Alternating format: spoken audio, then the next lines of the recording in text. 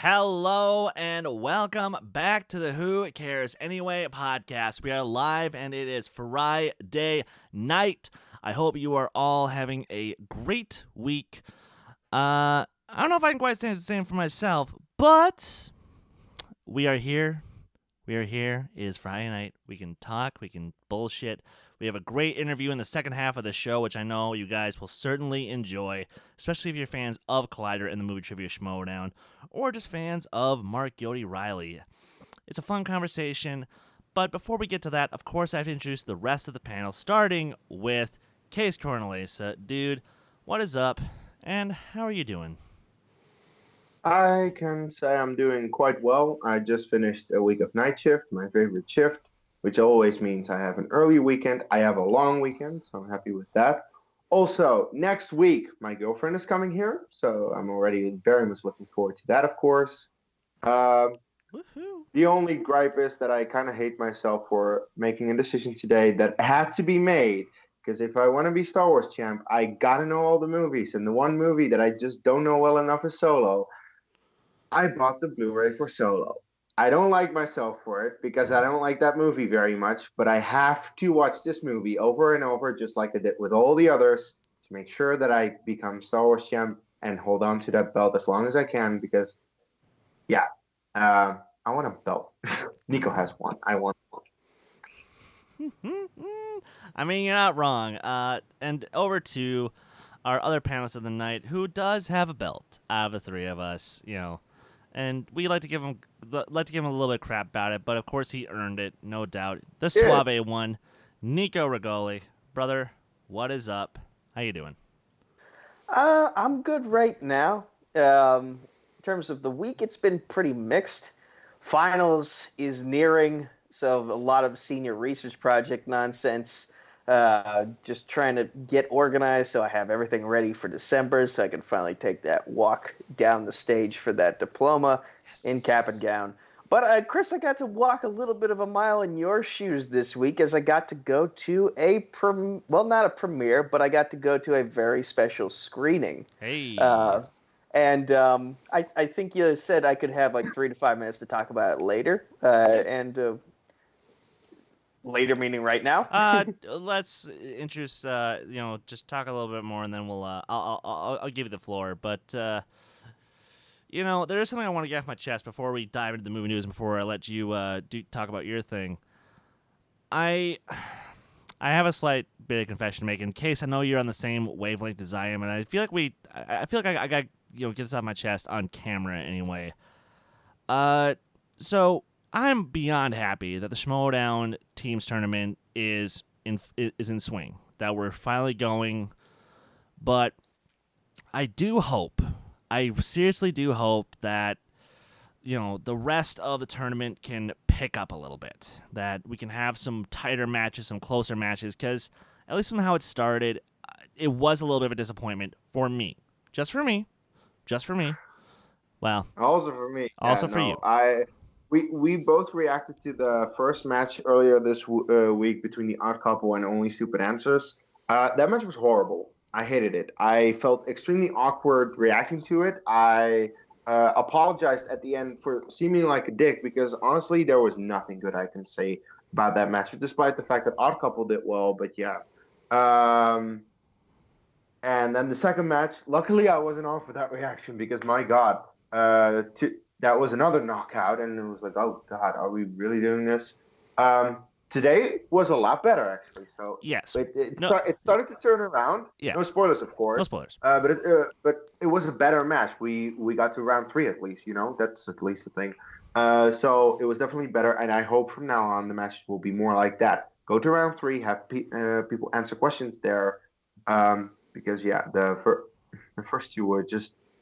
Now,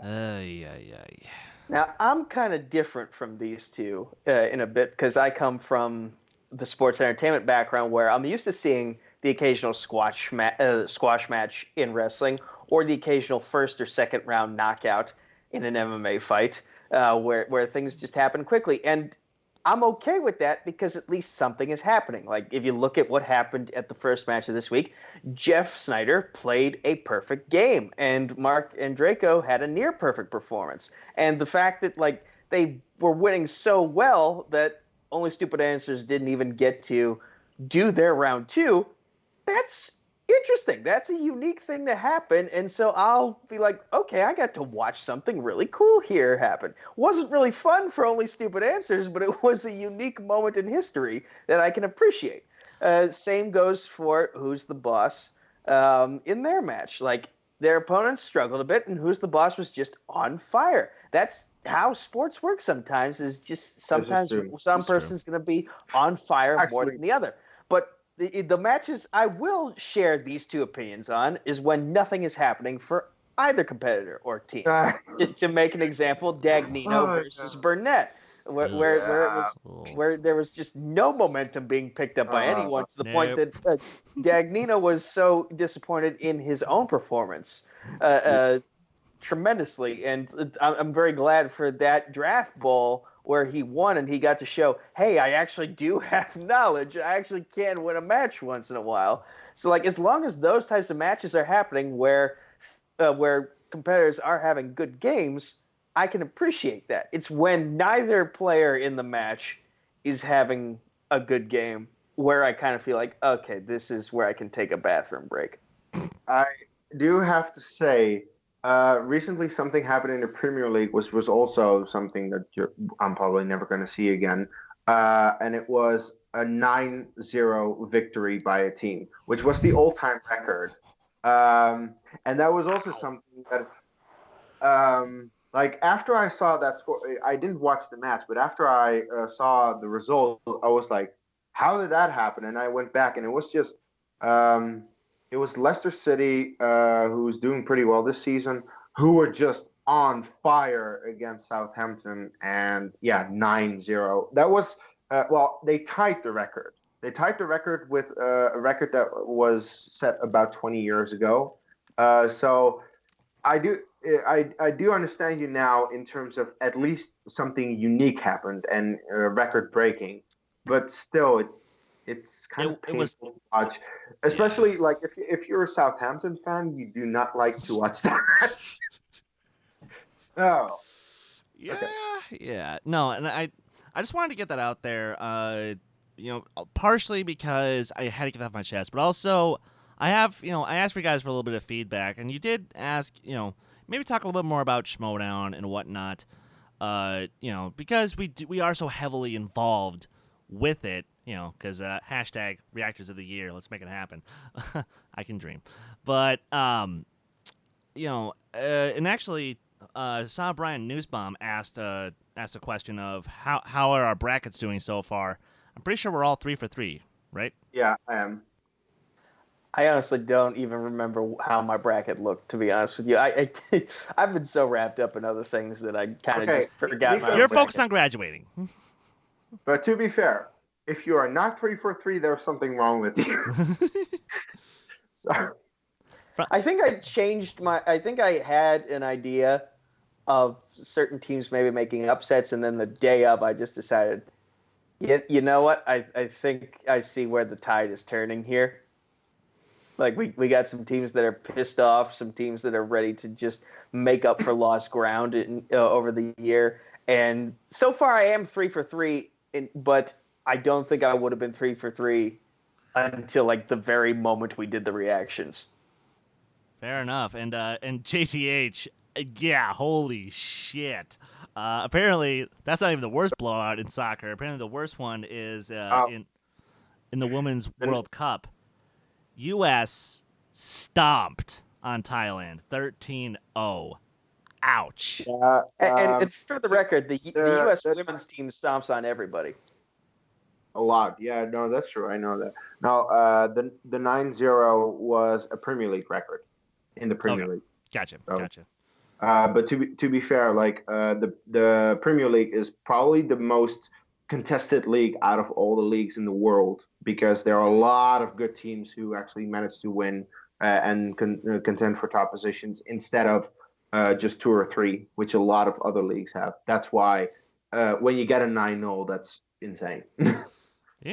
Yeah. Although not as insane as apparently, Nico, the screening you actually got to go see. Which, you know what? Here, I did promise you a couple minutes. Take the floor, sir. I'll put the camera just on you. Tell us about the Jay and Silent Bob Reboot Roadshow. So Jay Muse and Kevin Smith have been going around the country, going from theater to theater and doing special screenings of their new movie, Jay and Silent Bob Reboot, where you also get to have a special Q&A session with them after the movie has finished. And yeah, I got to go to that. They did one out here in the Oaks Theater. About 30 minutes, not 30 minutes, but about 20 minutes away in Oakmont, PA. And I had some hesitations at first because here's the thing. Kevin Smith's older work, it speaks to me. But ever since he kind of got more into marijuana, I've had a feeling of like his sense of humor had changed in a way that mine didn't mesh up with. So I was like, am I still in his audience? This movie was going to be the deciding factor of like whether or not his movies still speak to me, and it did.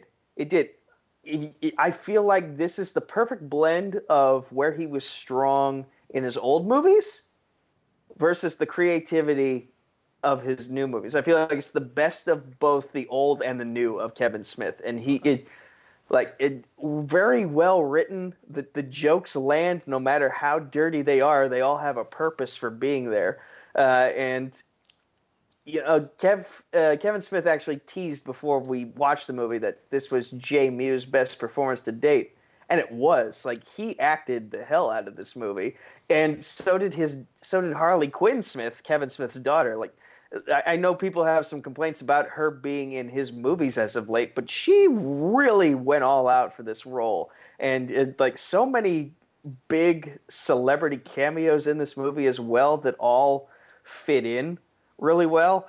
I enjoyed the hell out of this movie. I look forward to when it comes out on digital so I can see it again. And for me, one of the best parts of this movie, and I'll be very, very close to the chest with the details, but like the Ben Affleck cameo, well done, very, very well done. So I think this is going to please a lot of people, old fans of Kevin Smith, new fans of Kevin Smith, people who have been kind of iffy about Kevin Smith, people who have issues with reboot culture. I feel like this movie will speak to them as well because it is sort of like it's a reboot / parody in and of itself, but they acknowledge the flaws of reboots and reboot culture. Like it has a message. It has a message. And I really enjoyed this movie. Like, I know I said a few months ago that Avengers Endgame was probably my best theater-going experience of the year. I feel like this topped it. And maybe it's because the Q&A session that followed, because you would just ask, like, 30-second questions, and then Kevin Smith would answer with, like, a 20-minute story each time, because that's just who he is. He loves to talk, which is ironic for the guy who plays Silent Bob, but it's what he's known for. Like, Stephen Colbert once had him on his show, and Stephen Colbert said maybe one sentence, and then Kevin Smith talked for like 11 minutes. And this is essentially what the Q&A session was, of like, some guy would just ask, like, how can we get on the set of Clerks 3? And he went on a 20-minute story of how the first Clerks got made and all the struggles that came with it, and then said, so it helps, and then he finally got to his point at the end, but like he just kept everyone entertained and on the edge of their seat with like, what's he going to say? What's this movie going to show us from bell to bell? If you can get tickets to the road show, and it hasn't stopped in your city yet, go check out the website. See if you can get a ticket and check it out for yourself, and hopefully you'll have as much fun as I did. Oh, and by the way, I have a date now as to when he might be available for the Schmoedown, and because that was my Q&A question, was when are you going to compete in the Schmoedown? And he said the Reboot Roadshow tour wraps up around mid to late February, and then that's when his schedule is going to open up again before he starts with production for Clerks 3. So stay tuned. We might get that Smith versus Jericho match after all in 2020. Please. I would be so happy about that. Awesome. That is awesome. So, and I wish I could say that my my two screenings I was supposed to have were much better. Unfortunately, I only made one of them because, thanks to getting off work late, I couldn't even go to my Ford v Ferrari screening. Damn it. Oh. I know. Ooh. I'm so mad I missed that. But the other movie I saw this week, Midway, that stunk. Here's the level of stink it was. What did you expect? I think I actually prefer Pearl Harbor to that movie. Ooh. Okay. Wow. Because Damn. I'll Who went number 2? I'll give Midway this. It's better acted than Pearl Harbor, but at least Pearl Harbor knew that if you want to really show the bombing of Pearl Harbor, one of the most horrendously tragic events in the last 100 years, you have to Make actually it you have to shoot it well. You have to make it look convincing, and it's a CGI fest in Midway. It's terrible. It's awful. I'm sorry. It's just bad. It is just bad. Like, you want to laugh at how bad the CGI is. I almost had to take myself out of the theater from wanting to laugh so hard at how bad it was, but I couldn't because there were actual Pearl Harbor survivors at my screening. So out of respect, I had to keep my mouth shut. But oh my fucking god, ugh. This is what I absolutely loved about when I went to see Gods of Egypt.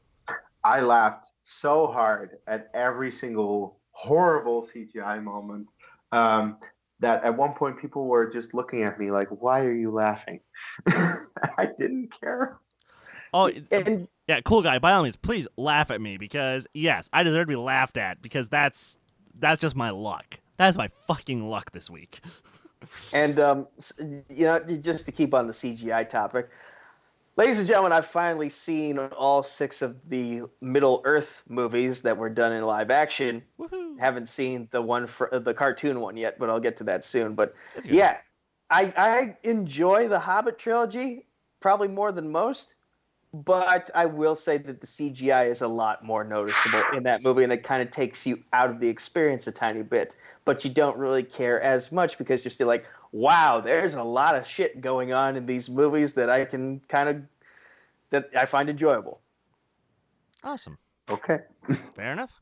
But yeah, so with that out of the way, let's start diving into some movie news. So guys, I have a big announcement. This is gonna blow everyone's mind. Pixar dropped a good trailer. What? But they did. They did. For their upcoming movie Soul, which, from what I can gather, it's basically Inside Out, but instead of focusing on someone's brain, we're gonna actually look at someone's soul. Oh. Yeah. And you know what? I'm down. This animation looks beautiful. Jamie Foxx looks like he actually gives a damn in this movie, and that's going to be awesome. I can't wait to see what Tina Fey can bring to this thing. I'm excited. Now, Kees, unfortunately, I don't believe you caught the trailer. No, because the Pixar trailer. Yeah. But Nico, you I don't did... watch Pixar trailers. Fair enough. But Nico, you did catch this one, right? I did catch it, and I did like it, but I was also very confused as to where it was going. Like, obviously the title tells you soul, so like we're gonna focus on the journey of his soul. But like when I saw Jamie Foxx's character fall down the sewer, and then we cut to a shot of his soul, I'm like, is he dead? Like, are we getting sort of like a combination of Inside Out and Coco, where like his soul has left his body, and so I kind of got the premise of you only have a short amount of time on this planet, so make with it what you will. Yeah. And then I was like, okay, did you just kill off the main character, and now he doesn't get a chance to make the most of his life and fulfill his dream?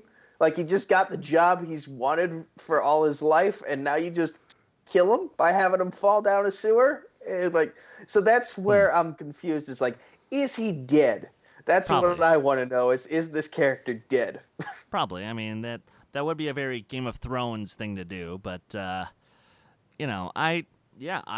thoroughly enjoyed it, and K-Wolf, I like you right now. I like you very much. And unfortunately, no, it's not the Shang Tsung biopic from Mortal Kombat, but what are you gonna do? Moving on to. Please. I do want to say, I didn't see the trailer because I've said before on the show, Pixar has a notorious track record when it comes to trailers. So that's why I've just not watched any Pixar trailer since pretty much. No, I've seen Coco, but already Coco didn't look too great, and that movie turned out to be awesome. So that's why I haven't seen it. But of course, I'm gonna see Soul in the theater. Like, yeah. It's not even a question. And I'm gonna cry my elbows out, probably. Yeah. Just like how I think most of the cast of Endgame is feeling right now after Disney just decided to go kind of behind the whole cast back and fuck them right up the ass with this little bit of news. So we knew that they were trying to go for like as many Oscars as they could, for your consideration and whatnot. But just listen to who they're submitting for Best Supporting Actor / Best Supporting Actress. I can't get over this myself. So in the category of Best Supporting Actor, they are submitting Robert Downey Jr., Chris Evans, Mark Ruffalo, Chris Hemsworth, Jeremy Renner, Josh Brolin, Paul Rudd, and Don Cheadle, all for Best Supporting Actor. And for Best Supporting Actress, oh, you're going to love this. They want to submit ScarJo, Gwyneth Paltrow, Zoe Saldana, Karen Gillan, and Brie Larson. So they're going for everybody. Karen Gillan, I feel like she's probably the most deserving out of those 5 women to get the nom. Yes. And if she doesn't get the nom out of those 5 and someone else does, then I would be pissed. But I see what they're doing. They're trying to lock up the noms, and I can't blame them for that because they feel like they have something worth being nominated on their hands. Endgame is a unique situation in that it was like the culmination of 21 movies, I think, at the time. This was the 22nd, and then A Far From Home was the 23rd. But they spent 10 years building to this movie, and a lot of the people on the cast poured their whole hearts and souls into the performance, so that they want to see this movie get recognized however they can. Did they go overboard? Probably. Yes. Not even probably. It's just they 100% went overboard, and this is fucking stupid. Like, pick 1 or maybe 2. And if you pick 1 for supporting actor, it has to be Robert Downey Jr. It's not even a question. It's not even close. There's no one else that deserves it more in the entire universe, first of all, and second of all, in the movie. And for supporting actress, don't anyone really, because as good as Karen Gillan is, she doesn't deserve a nomination for an Oscar. I'm sorry. Like, I think she was good as Nebula in this movie, and I think she's been getting better throughout the movies that she was in. But first of all, she doesn't have the screen time. Second of all, it's not a you cannot seriously convince me that is good enough for a nomination. And if Karen Gillan isn't good enough, then none of them are. Because ScarJo was not as good as Karen Gillan. And the rest, I mean, Gamora has like 10 lines in the movie. Are you kidding me? Brie Larson has like 5. Yeah, so it's like, you cannot convince me that any of those should be nominated. So this is stupid.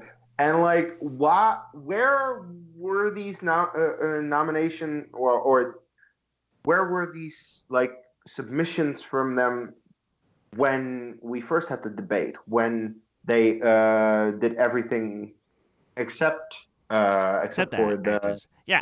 acting stuff. Like, yeah, that's kind of what I want to know. Like where was the sudden shift that Disney was like, oh, we're not gonna nominate any of them. Oh no, never mind. We're gonna nominate all of them for supporting actors, not for lead. Which to me, that's kind of the double fuck you of it. And it's like, okay, I maybe get, but I don't get.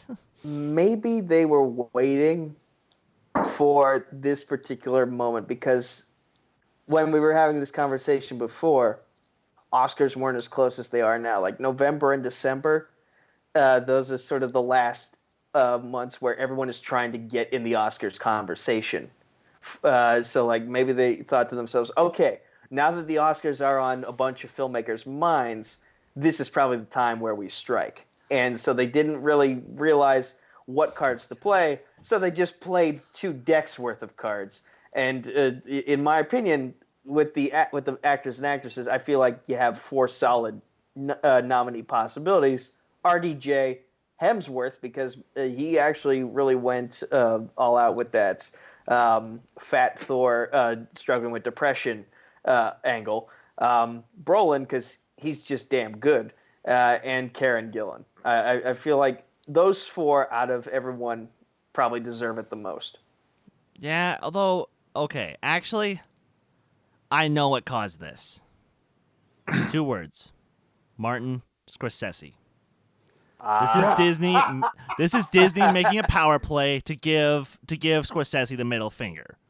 This is Disney saying, hey, your comments, grab them up here. Yeah, exactly. And it's now that I think about it, that's kind of the ultimate petty move that Disney could make. And yet, that's not the worst Oscar-related news we have this week. Because, okay, I was debating whether or not to do my little song and dance twice in the same show. So I'm not going to. I'm going to save that for the end of the hour. Do it now. No. Do it now. No, because Do it now. the other one I'm a little bit more actually pissed about. This one, I'm pissed, but again, I'll get more into the other one in just a bit. So, Oscars, Academy, let's have a talk, shall we? Any country that is not America and that has, has English as their first language, even though it's not by choice because it was forced on them when white settlers came to invade them a couple hundred years ago, it still counts as a foreign language film, you fucks. I'm, of course, talking about how the Nigerian film Lionheart can't even qualify for Best Foreign Language Film at the Oscars because, there's only 11 minutes of non-English dialogue in the movie. Their first language is English, you fucking morons! Oh my god! So, I get it when you want to say, we just don't think that it's, it qualifies very much. Bull fucking shit! Because here's the thing. If you want to just... here's the thing. Foreign language film already is kind of an insult to other forms of cinema. And we all know that the Oscars is basically the award show for American film. We know that. We know that. But it's not like foreign films haven't been nominated in other categories. I mean, shit, last year... Alfonso Cuarón, for a Mexican film, won Best Director and was nominated for Best Picture. So... Won Best Cinematography as well. And Best Cinematography. So I get it. I get that, you want to be... But is Lionheart going to get nominated for English films? No, because honestly, sure, Nigeria does have a decent amount of films that get put out every year. I'm not really an expert, so I'm just, going off of what I've come across in my research. But... it's one of the tougher countries to get a film made. Hell, it's tough in any country that's not Japan, America, or Britain to get a film made in. So, can you just give them a little bit of fucking respect and let them submit the film? Jesus. All right. So, anybody have any thoughts, or... Oh, you said it. In fairness... most people do actually look pretty good at those shows. And to be fair, especially in recent years, the Oscars have become such a joke that really no one watches them for what they're actually supposed to be. Because, like as you said, the Oscars don't award every film. They award the American popular films, and it's very often determined by box office popularity rather than actually being the best film in the world. And that's why they have maybe a little bit of a racist foreign language film category where, open it up. Why not open it up? Because, well, as much as the Academy is claiming that they are changing up their the people who decided from non-old white guys to more people of color and more females and whatnot, they're still just a bunch of racist white old dudes who have no idea how the world works. And that's exactly the reason why Black Panther finally was the first comic book movie ever to get nominated. You know what award shows don't have these problems? Shows like the Emmys, shows like the Golden Globes. I mean, do they have the The Golden Globes have a lot more issues. Yeah, they actually kind of do. The Emmys, I agree with you, but the Emmys, yes, but the Golden Globes have way more issues than the Oscars. Yeah, I mean, this is there's a reason that no one takes the Golden Globes seriously. I mean, comedy / musical and drama that has to be distinguished. It's like, anyway, sorry, Nico. Please continue your point. Okay, well, that's a problem with their categorization, but the Oscars have these problems because they're still represented by old Hollywood. At least with the Golden Globes and with the Emmys, there's some new Hollywood. Well, actually, the Golden Globes are foreign press, so what am I saying there? But the Emmys, they're represented by new Hollywood because TV always seems to be ahead of the curve compared to the movie industry with certain things because they have to be topical. They have to be more timely with the things they do. And so they're able to avoid these problems. Whereas the Oscars, they're still represented by the old farts that keep making the same mistakes over and over and over again every freaking year. And until they're removed and you get some new faces in there, that won't change. Like there were people who are part of the Academy that refused to watch the Joker because of the whole we don't want to support the incel community that will be inspired by this. And yeah, don't be an incel for one thing, but still watch the fucking movie. It's your job. So yeah, the people who run the Oscars are just fucking dumb. Yeah. So thank you for bearing with me on that one. And again, I will save I'll save the shades and my true fun for towards the end of the show. But I want to get into a story that just to kind of shut our brain off and just have some fun. Now, apparently, so guys, this is a real rumor that is going around, and it's hilarious. So apparently, to celebrate the 30th anniversary of 1989's Batman, they've released a brand new Batmobile Lego set with over 2,500 pieces. It's supposed to be a huge thing. Case, I think 3,300. Sorry, you're right. 3,300 pieces. Case, I think you might actually dig this. But because it has Jack Nicholson's Joker, Vicky Vale, and of course Keaton's Batman as side pieces that come with the car, all of a sudden now, because it's the hot new toy, people are assuming, is Keaton coming back? Is he coming back to be Batman? No. But I love how I love how this has caught on to kind of force people to buy it because they think, Keaton's coming back and we're going to have the best Batman again. No. Actually, the connection kind of makes sense. It might not be true, but it does make sense because if you look at history where movies have been coming out and you were trying to avoid spoilers, the first place you would actually go to find spoilers would be Lego sets. They'd release new Lego sets to sort of promote things a few months in advance, and you'd always find some type of spoiler in something for an Avengers movie or a Star Wars movie because they'd always have a new character's name on front and center on the box. You'd get to see the new ships, the new vehicles, and things like that. So Lego has a history of spoiling movies and other stuff with their sets when they show them at conventions a few months in advance. Now, does this mean that we're bringing back the 1989 version of Batman? Not in the 1980s, but maybe Keaton could be doing Old Man Bruce, and we could finally be getting that Batman Beyond thing, and this is just a teaser for what could be in development? Case? To be fair, soundtracks also spoil it sometimes. Remember Qui-Gon's Noble End? Noble End, yeah.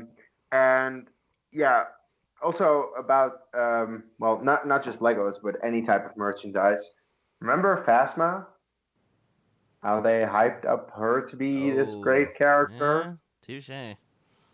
Sometimes they do hype up stuff that shouldn't be hyped up. So don't get too excited when stuff gets released like that. Which, again, that's kind of where I'm finding just the humor in all this, because it's like, but do you have to get that excited about it? You know, sure, I love Keaton's Batman. I love 1989's Batman, and yeah, I would love to see him sort of come back as Old Man Bruce, be that Batman Beyond mentor figure to Terry McGinnis, but I don't need it. Oh, and I'm an idiot. Crisis on Infinite Earth is coming up, and I think there have been some coming back for that. So there are going to be, and now the thing about there's an Easter egg of Keaton's Batman marrying Selena Kyle in a newspaper article. It's been teased, so yeah, like this could be part of the promotion for Crisis on Infinite Earths, and now that makes much more sense. Yeah. Okay. Now that makes a lot more sense. And holy crap, seriously, you guys are being awesome in the chat. It's just been nonstop. Thank you so much, every single one of you. But speaking of Batman and Michael Keaton, so there's an upcoming action film called The Asset from director Martin Campbell, set to star Maggie Q, Samuel L. Jackson, and Michael Keaton. And essentially, it sounds like it's going to be Martin Campbell's version of Red, essentially. Which, I don't hate Red. I don't love it. But with Campbell at the helm, considering he did direct 2 of the best Bond films, I'll check it out. Hey. I'll make sure I get a screening for it. Case? You did not just say that. He directed You say, yeah. One of those you don't really like.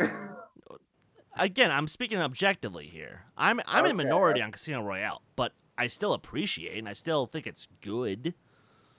Okay. I was just a little confused. It sounds interesting, but there was a little movie directed by Martin Campbell, starring Ryan Reynolds. That was shit. That was absolute shit. And there was actually quite a cast behind it. So, we'll see when, Rotten Tomatoes gets reviews and stuff like that. Until then, I will just wait. Oh, yeah, story Robert Adams. Case knew where to take the conversation. Nico, as someone who's somewhat familiar with these actors and this director's work, you hear this? Are you excited by it or not so much? Well, when you pitched it as kind of like a new version of Red, I find Red ridiculous but entertaining. So I'm tempted to see this movie just based on that comparison. Now, whether or not it works remains to be seen. But yeah, I mean, it's got Keaton, it's got Jackson. They always do good work in these roles, even though they're kind of aging. So we'll probably get some weird cuts for the action scenes. Oh, please don't. Or maybe we'll get a lot of gun action as opposed to hand-to-hand, however they need to disguise it. But I'm curious. So will I see it in theaters? I don't know. But will I see it when it comes out on HBO? Probably. Okay. Fair enough. And yeah, like I said, I'll definitely get a screening for this if I can, and I'll just hope for the best, because I do like Martin Campbell, even though, yes, he has made some crap films. But again, he made Casino Royale, he made Goldeneye, he made The Mask of Zorro, a movie I fucking adore. You know, shit, he also made The Equalizer. That's a damn good movie.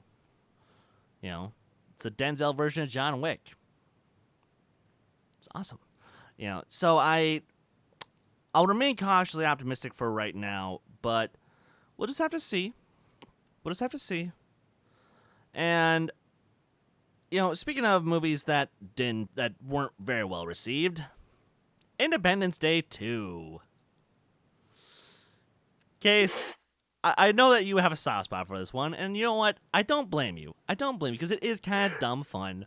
But even Roland Emmerich said he kind of regrets doing it, which I think is just hilarious. Any thoughts? You muted. I saw it once. I had a big popcorn. I jammed all the popcorn in my face. The movie was exactly what I expected from it. Not great acting, not great action, not great anything, but stupid, dumb fun, because that's all that Independence Day is. Anyone out there who thinks that Independence Day is a masterpiece, no, it is not. It is at the most a dumb fun movie like all of the other Roland Emmerich films, and if you enjoy it, more power to you. I don't. I honestly, I have seen the movie several times when I was a kid, most recently like a year ago or so, and I still don't really get the appeal of it. But hey, if you like it, sure. I wasn't expecting anything of the second one. That's why I probably enjoyed it more than most, because there are a lot of people who think that Independence Day is like Citizen Kane. It's not. And that's why they were expecting Citizen Kane 2 with Resurgence. Yeah, I get that you are disappointed with the movie. Was the movie terrible? No, it is the same stupid, dumb shit that Roland Emmerich has been pushing out for years. However, if he even apologizes for it, maybe that's more because of peer pressure, because everyone was like, this is one of the worst movies of the year. It's not. Chelsea BBS. Yeah, did you all see Norm of the North? That came out in the same year. I'm sorry, Chris. I just had to, but You're not sorry. Be real. You're not sorry. No, I'm not. No, but seriously, 2016 had way worse movies than Resurgence, and him apologizing, I think, is mostly because of the fact that so many people were complaining about it. Sure, whatever.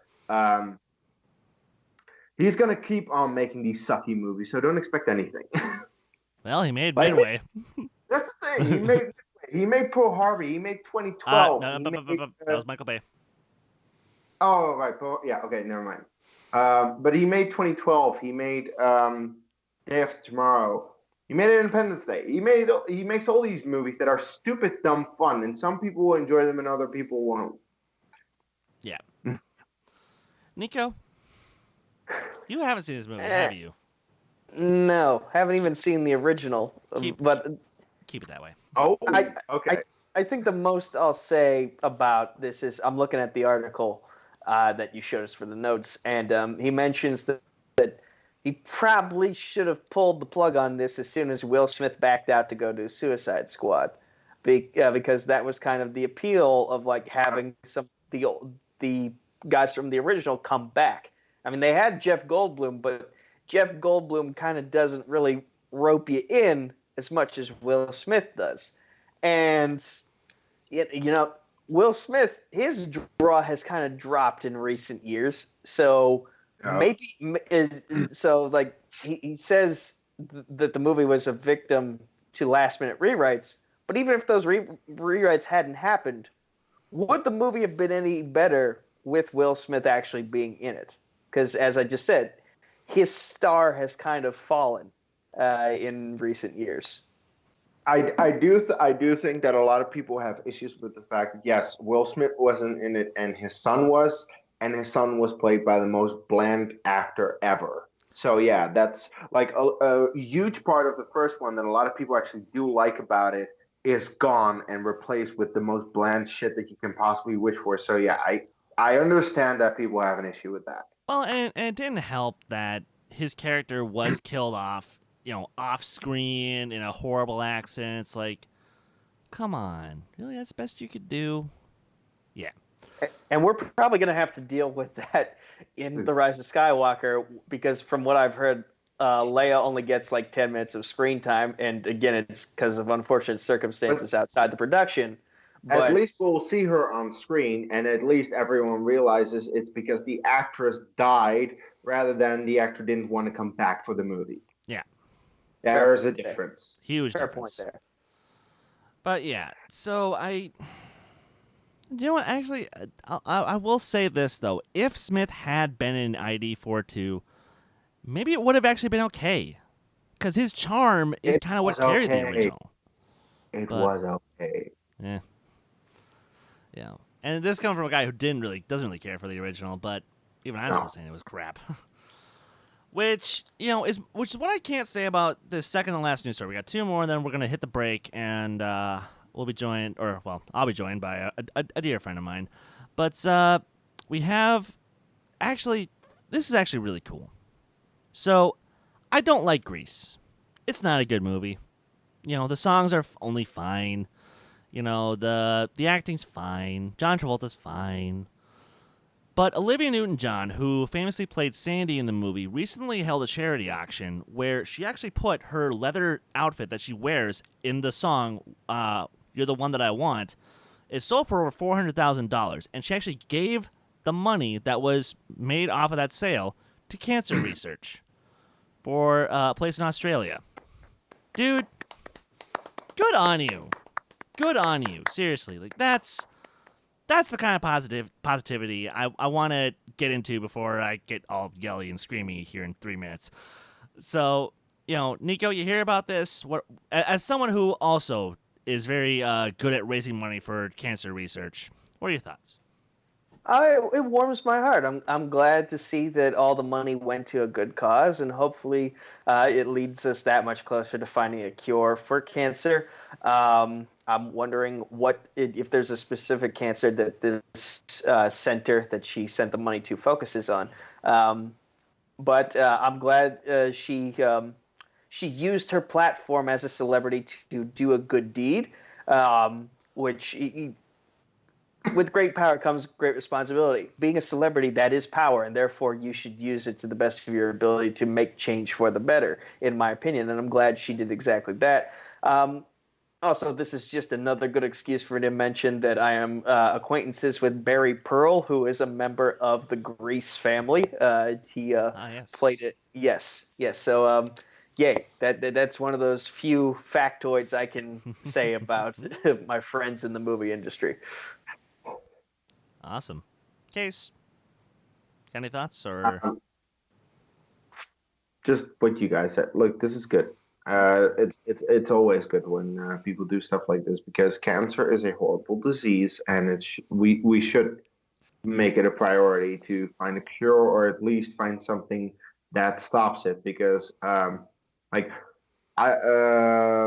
the fact that I lost my dad to it, my grandfather had it very recently. He is kind of recovering from it. The latest test shows that he doesn't have it anymore, that the symptoms are gone. So that's awesome, of course. But of course, there's still the fear of it coming back, because, well, he's in his 80s already, and at that age, it could very well come back. So any type of whenever someone does something like this, it's just great. Hell yeah. Shit, like and I'm actually kind of, and I get to, guys, I want you to do me a favor in the chat. See if you can get me an update on how Karen Volpe is doing, as far as if she's entered remission or not.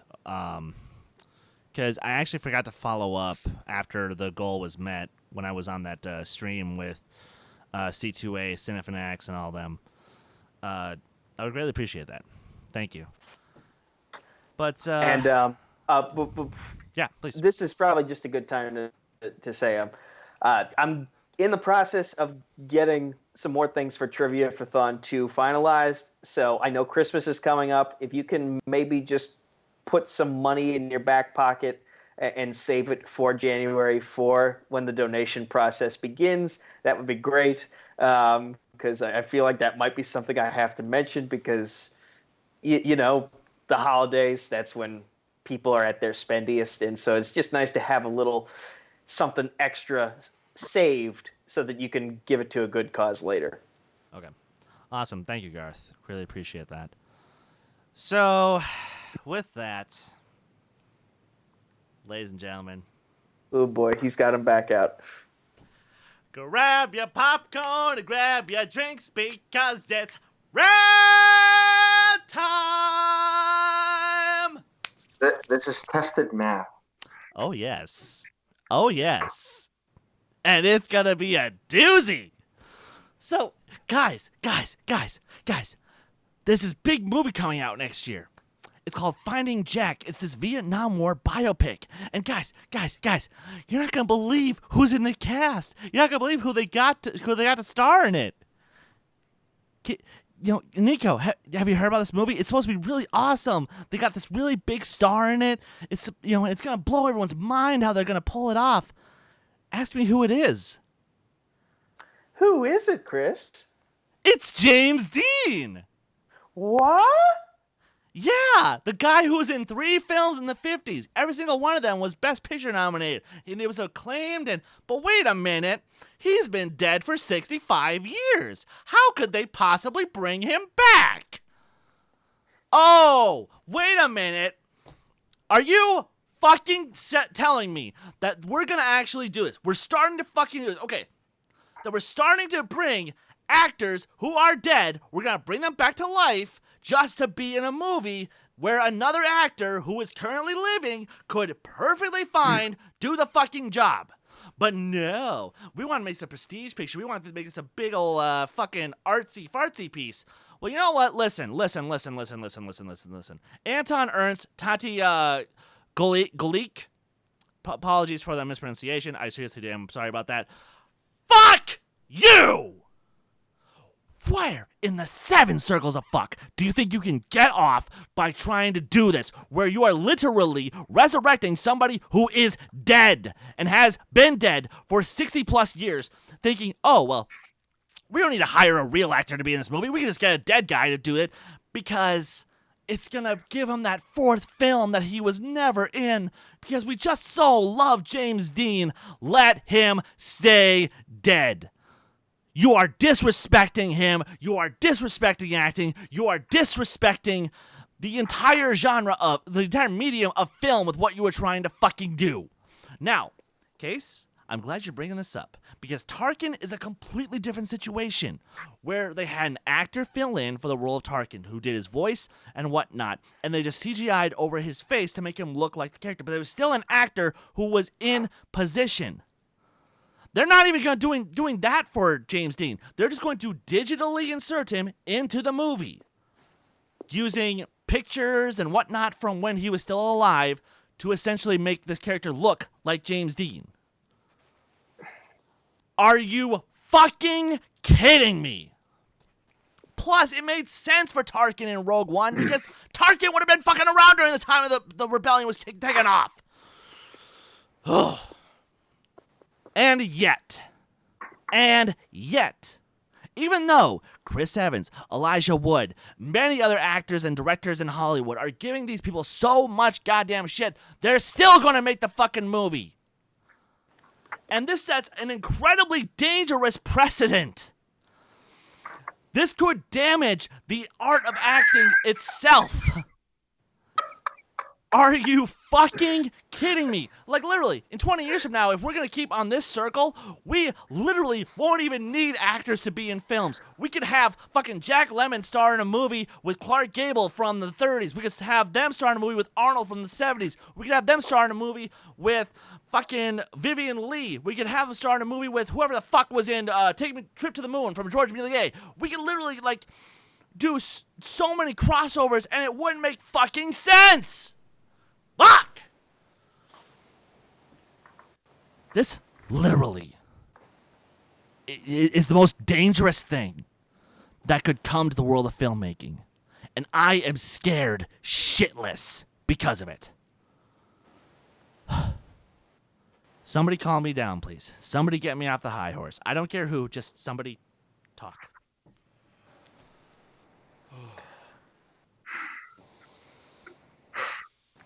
Good God. Okay, so I just said that Skynet is taking over, and this has been pretty much how I've been thinking about the film industry going forward since Paul Walker in Furious 7. Because with Furious 7, they needed to completely CGI in Paul Walker because they had started shooting Furious 7 and they wanted to finish the project. And then, of course, they wanted to finish it in a good way with his brother. And that paved the way to Tarkin, and that is paving the way to The Jungle Book and The Lion King, and it's paving the way to indeed having real things completely CG'd in, and that is a little scary because if we are going to have movies in the future where, old actors who are dead being put in,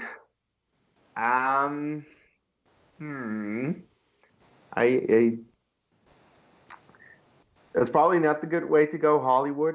I get it if you have someone like a Tarkin or what they did with Brian O'Connor, I should say, because you want to continue with the character. That would make sense because you have a franchise, it's a sequel or a prequel, and it makes sense that the character appears in that movie, and you still have an actor stand in, and the actor is then CG'd over.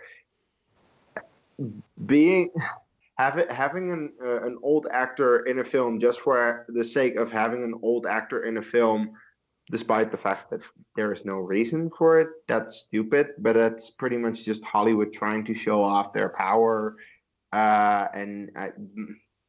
Hollywood, just stop. Just don't do that. It's bullshit. Nobody wants it. A lot of people hate it. So don't do that. Just don't. And I know there are going to be some people who will make the comparison of like, well, we have musicians brought back in hologram form for concerts, but here's the thing: they're not making any new songs. They're just doing a hologram version of a dead musician doing their best of, and you're paying to see that because you want to be able to see that dead musician in concert one last time because you won't get that opportunity very much these days because he's dead or she's dead. But again, that's just like they're doing the best of. They're not doing anything new. We're literally bringing back someone from the dead in CGI form for a new movie. That's not a continuation of anything that's already existing. That's a dangerous precedent. And I feel like there's also a lot of reasons to complain in that I think it was best summed up in a tweet that I saw from someone who auditioned for the role where they said, I literally lost this part to a dead guy. So, yeah. Like, it not only is it offensive in that we're bringing an actor back from the dead, but it's offensive in that we're taking work away from people who are living and are trying to get to the same level as guys like James Dean in terms of star power, in terms of acting credentials. Like, we're not going to get any new stars to carry the mantle that the old have left behind if you just decide, let's CGI these dead people back. I mean, what's next? Are we going to start doing that Futurama thing where we're putting heads in water jars and having, like, let's say Martin Scorsese direct his, like, 400th film 200 years in the future, and he's still bitchy about Marvel? Okay. I realize I got a little crazy. But simultaneously, A little. as someone who, for the longest time wanted to be an actor, and for someone who, still wants to get back into that profession, this literally could kill my career before it even has a chance to take off. And that scares the fuck out of me. This whole situation just scares the living fuck out of me. And I don't know how to feel about that. Like, I mean, shit. As Nico mentioned, yeah, they're doing the same thing. You know, they've done the same with holograms and musicians. What if what if my brother and I actually want to try to see if we can get a band going? Well, no one's gonna want to see a new band. They want to see, Chester Bennington from Linkin Park come back and sing some of his old hits. Shit, I'd want to see that. Or Chris Cornell from Soundgarden. They want to hear "You Know My Name" live in concert. Yeah, I want to fucking see that too. But simultaneously, he's dead. Let him stay dead. Same thing with James Dean. Just for God's sakes, please, let them rest in peace. I don't care that the family approved of this. What is the purpose of doing this? Hell, I just saw Icon for Hire and Viridia in concert last week. They're struggling. Like, they have regular jobs that they have to go back to after they're done with their sets. And, like, I would like to see those two particular bands grow. But they're not going to do that if we keep relying on the old stuff, even when they're dead. Like, it's kind of sad that a Beatles concert of holograms will probably do better than some of the concerts that these younger indie bands are doing right now, just struggling to survive. Yeah, no shit. There are a lot of actors these days, like that. It's just exciting to have new actors come onto the scene where you're like, oh, I like this one. I want to see where his career goes. I remember seeing Michael Fassbender in *Inglourious Basterds* back in 2009, 2010, whenever I saw it. Oh, no, it was 2010. I think I first saw it then. And I was like, who is this actor? And at that point, he hadn't been in a lot. I know he was in 300, but I hadn't seen him in a lot. And I was like, I want to see where this guy's career goes. X-Men movies, great. Him in Prometheus and Covenant, great. So I'm like, oh, yay. And that's what you want. Like, you want to have actors come onto the scene, be in a movie, and you're like, oh, I haven't seen you before. What you've already seen, you can still see in those movies that are already released. In terms of James Dean, he was in 3 great movies. Just watch those movies. Don't recreate him for some stupid-ass movie. Just watch the old movies and enjoy that. But no, we gotta, for some reason, do this because Hollywood wants to ruin Hollywood, I guess. Yeah. Yeah, so again, call me old-fashioned, but I want to see new stars succeed. I want to see the new talent come in. Funny enough, kind of like Nico with the Schmoedown, I want the new blood to start coming in and showing what they can do. Even if the old guard is still doing a better job at the moment, that won't always be the case. So please, filmmakers, please reconsider this. And if you choose to go through it, then guys, I hate saying this. I really do hate saying this. Don't support this movie. Don't go see it in theaters. Don't buy it on Blu-ray. Don't even pirate it, just so that you can, absorb your curiosity, please. And I know I'm being harsh, but do us all a favor. And I just want to save the art. Because, what's the name of our channel? Dedicated to art. Yeah. Is it? I didn't know Is that. it? Who knew? Well, some people think there's a "the" in there somewhere, but Harloff, what?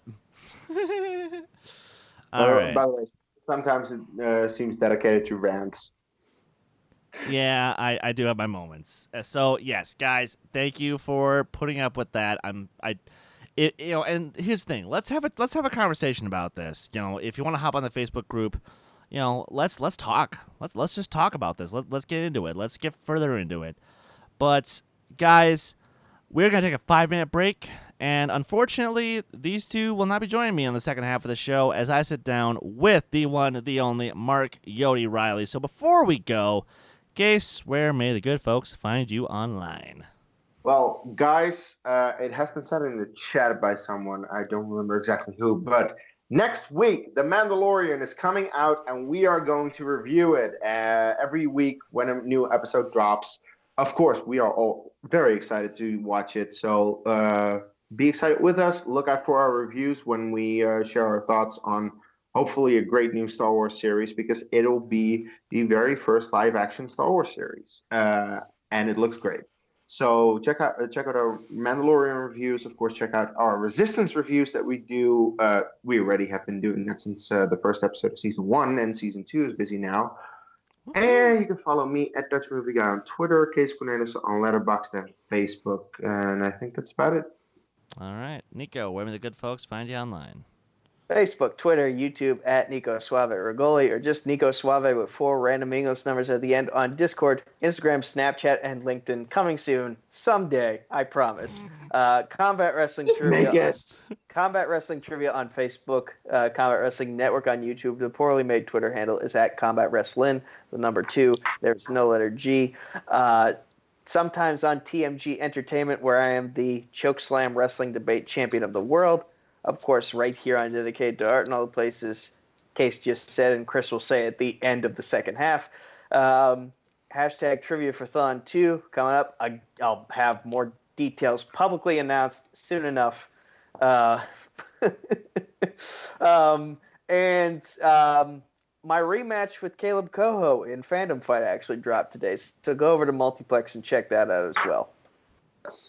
Yes. All right. So, guys, we will see you back in 5 minutes with Mark, Yodi, Reilly. Please do not go anywhere, and we'll see you then. Yeah.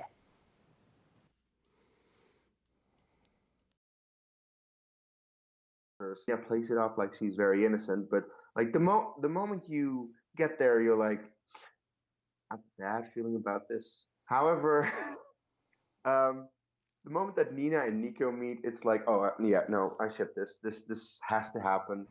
This is our Kaz and Tora 2.0. Yeah.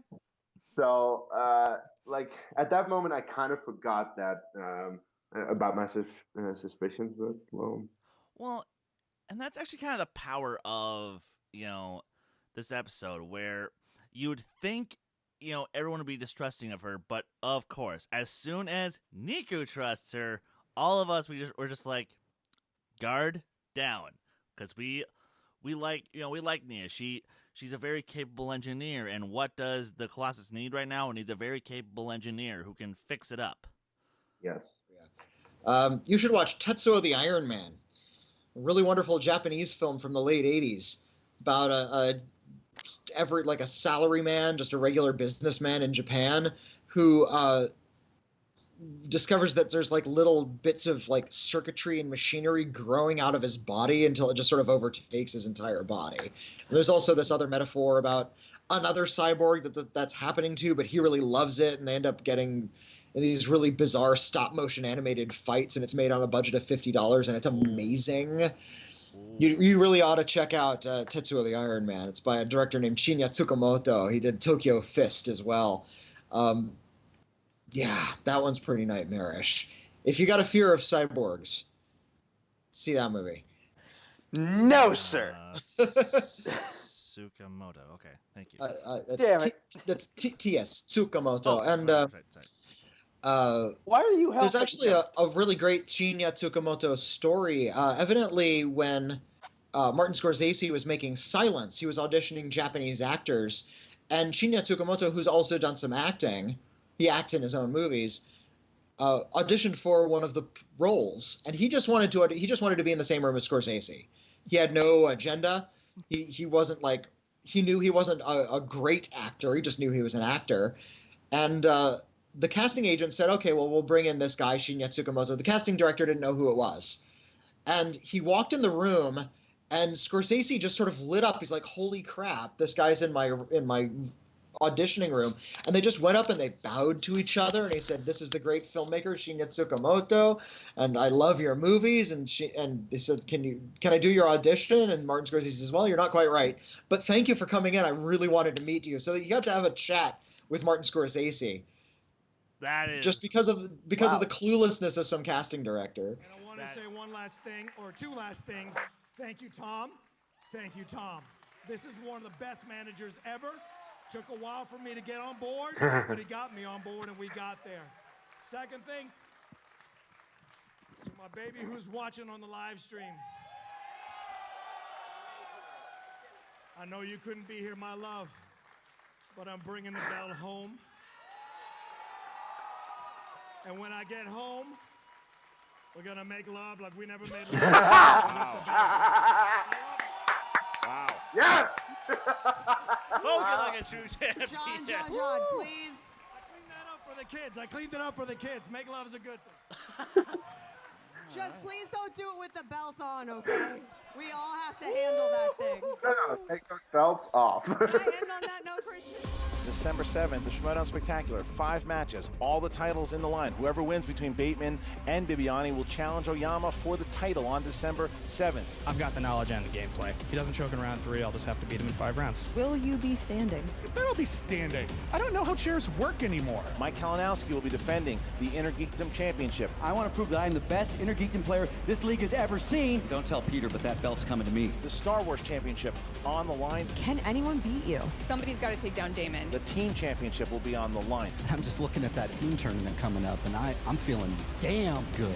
Remember the mini Schmoedown con that we're doing? Meet all your favorite competitors. The Schmoedown memorabilia, all the belts will be there. We'll have so much fun as a Schmoedown fan that you guys can get tickets for right now. Get your tickets at theschmoedownlive.com.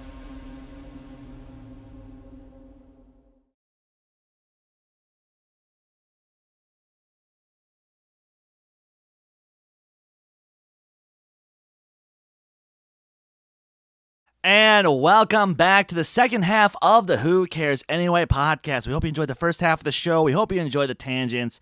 You know me. I love to run my mouth about stuff that I care about. But I think it's safe to say what our guest also loves to do. Just to give a little preamble, because I like to do these things when I do get a guest on the show.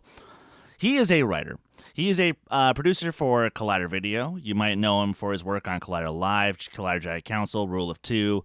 But you also might know him through his Patreon and all of the great shows that he does over there.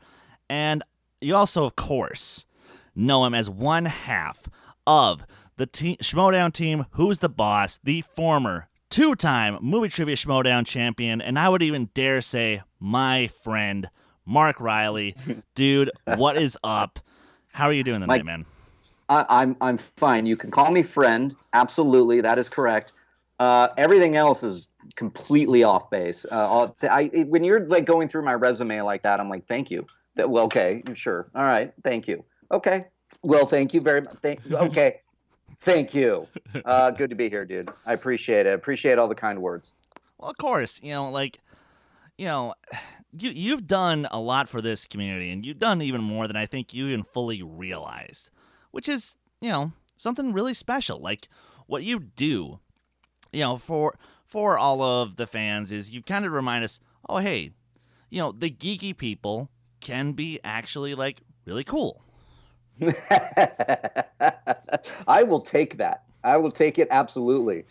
I'm glad. Yes. Because I'm usually sitting around who I think are cooler people than me. And I'm just like, I don't fucking know. I guess I should be here. And I just say what I mean and hopefully make sense. So thank you for that. Of course.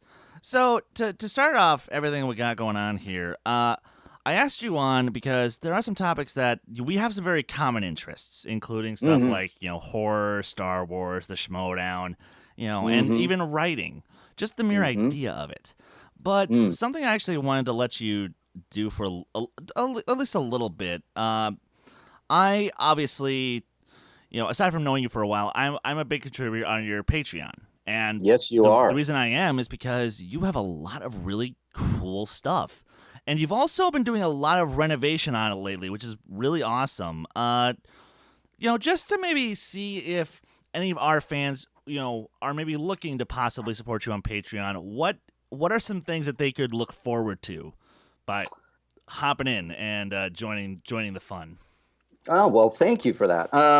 My Patreon is basically I wanted to create like an environment where it's a community that's like safe to be yourself, like safe to like geek out, disagree, have conversations, and just, have a community where you can also just hit me up anytime.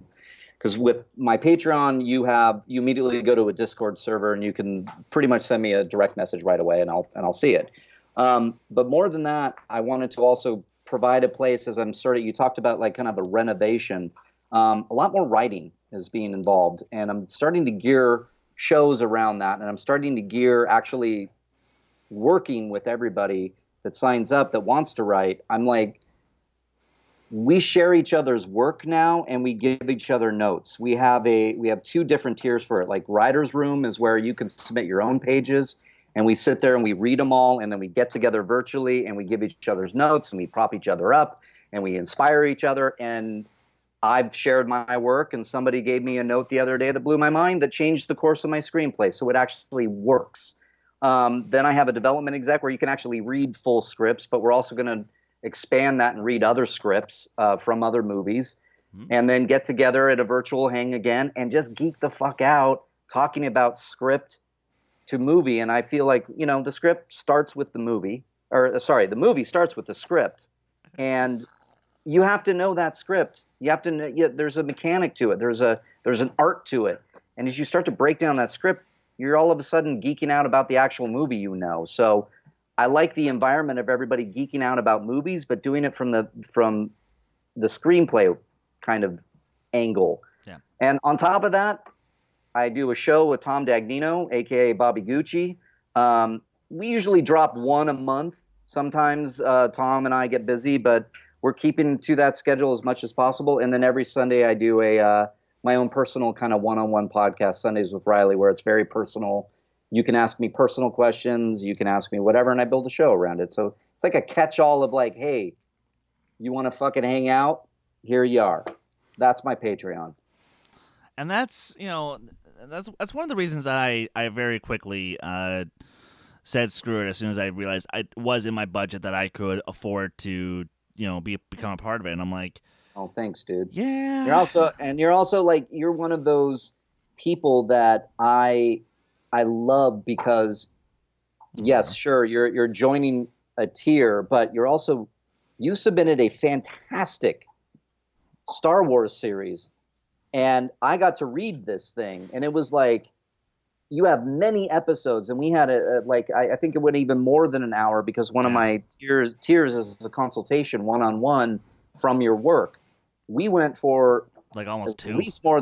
Yeah, almost 2 hours talking about your script and Star Wars and how inspiring it was for me.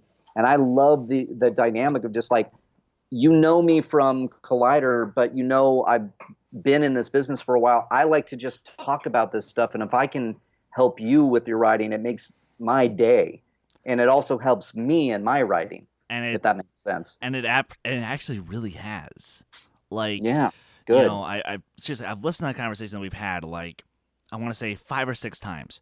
Hell, that's awesome. I might pop it on, maybe at some point this week again because just in time for submissions for the writer's room, I'm like, you know what? No, I need to get in this month. I need to get in and get those 5 pages done to hop on in. Yes. And we got a few days. Open submissions. Yep. 1st through the 7th, first week of every month. Yep, and I got a little extra time tomorrow, so I'm gonna make sure I get that done because I'm very much overdue for really getting back into it. Because as happens, life happens, and you take a little bit of time off, and sure, whatever, cool. But that's no excuse, at least for me.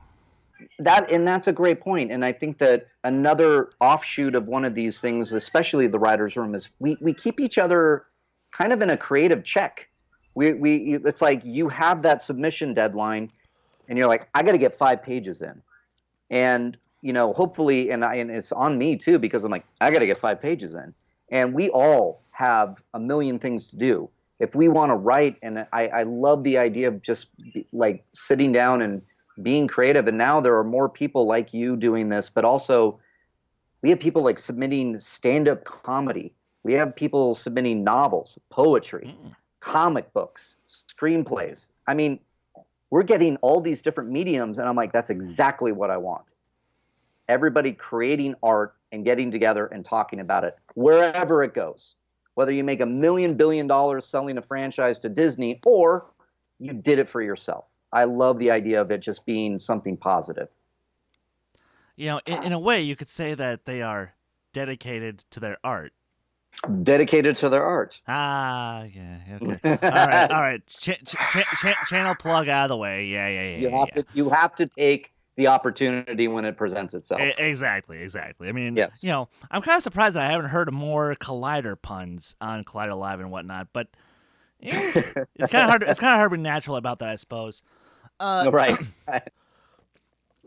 But you know what? Speaking of writing and having the outlet for being as creative as we all are, let's get into that then for a moment. So you have been a writer for quite a while now, but originally when you came to LA from Orange County, you had different interests. You wanted to be an actor, is that correct? Yes, that is correct. That's correct. I was a theater major, and then I minored in film because I loved film and I wanted to act for film. And that was where I started to there was a class I took where we had to write our own scenes. So that was kind of like starting to do, kind of bit me. But then when I got out of college, I learned very quickly how hard it is to be an actor in LA. It's probably, I can't believe some of my own colleagues do it. Like, I know Roxy does it. I know Mike Kalinowski does it. Roca to a certain degree, Josh McCougas to a certain degree, but there are people out there that do this, and I have the utmost respect. And I did it for many years out of college, but I was pounding the pavement, sending in headshots, going on auditions, taking acting classes, and I was feeling very creatively spent, but there was no outlet. I started to write because I felt like that was more rewarding to me, because I was being told over and over again, it's like, no. I auditioned for, I'll never forget auditioning for a LA County fair and having to pretend I was on a roller coaster. Like literally just on camera going, it was kind of like, really? Is this what I schlepped myself, 17 miles across town in traffic, giving up a shift at the restaurant where I was making ends meet, and losing money at the time. And it's not that I just didn't have that drive. It just creatively was unfulfilling. So I started to write, and the more I wrote, the more I loved it. And then at one point I said, I don't want to act anymore. I just want to write full time, because I knew that whatever time I had left over for my day, I could always write. And it was always for me. And so and then I just started to feel like I got fairly decent at it, and more doors opened up through that, which then ultimately led to producing, which ultimately led to me just wanting to be in the business. So that was a long-winded answer there. No, but that's great. Because here's the thing. Sure, some of these answers I might have heard before, but I've not heard it to this level of detail. And it's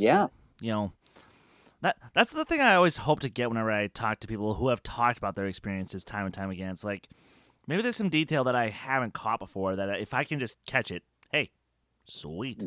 Sure. Yeah. And funny enough, it was that experience that kind of led you to making your first film. Right. Which we've talked about it in private, and I will say this. I'm an open book on this. You can ask me. Of course. You can ask me. When it comes to Gray Skies, which do you prefer to look at if you do choose, if you are watching the film? Do you focus more on just the final product, or do you focus more on the quote-unquote struggle that was making it? God, that is one of the best questions I've ever heard. I think inherently I watch and I see the struggle, and it's hard to disassociate myself from the actual finished product. But then there are times that I can watch it and look at the finished product and go, that's not bad. But then again, I'm thinking because of what I went through with it. Right. And it gave me a better understanding, and it's kind of ironic in what I do, because I don't want to call myself a critic. I don't feel a pundit. A pundit, critic, but like film critic, like I'm going to go see this movie and then I'm going to do the review. Like that, I end up on, you can tell by my resume on Collider, I only do reviews for movies that are like in my wheelhouse that I really love. Right. Like there's a horror movie, send Reilly. It's like that kind of thing. And then they know I love my Star Wars and my Marvels and my DCs. If it's Superman, they put Reilly on it. But they're not sending me to review like Jojo Rabbit. You know what I mean? Right. It's like, and I prefer that because going back to Gray Skies, I know what it takes. Not what it takes, but I know enough of my experience to know that making a movie is hard, and that even the worst movie that comes out, that even I can be yelling and screaming on camera, a la Michael Bay's Transformers: Age of Extinction, and knowing that that was the hardest process in the world.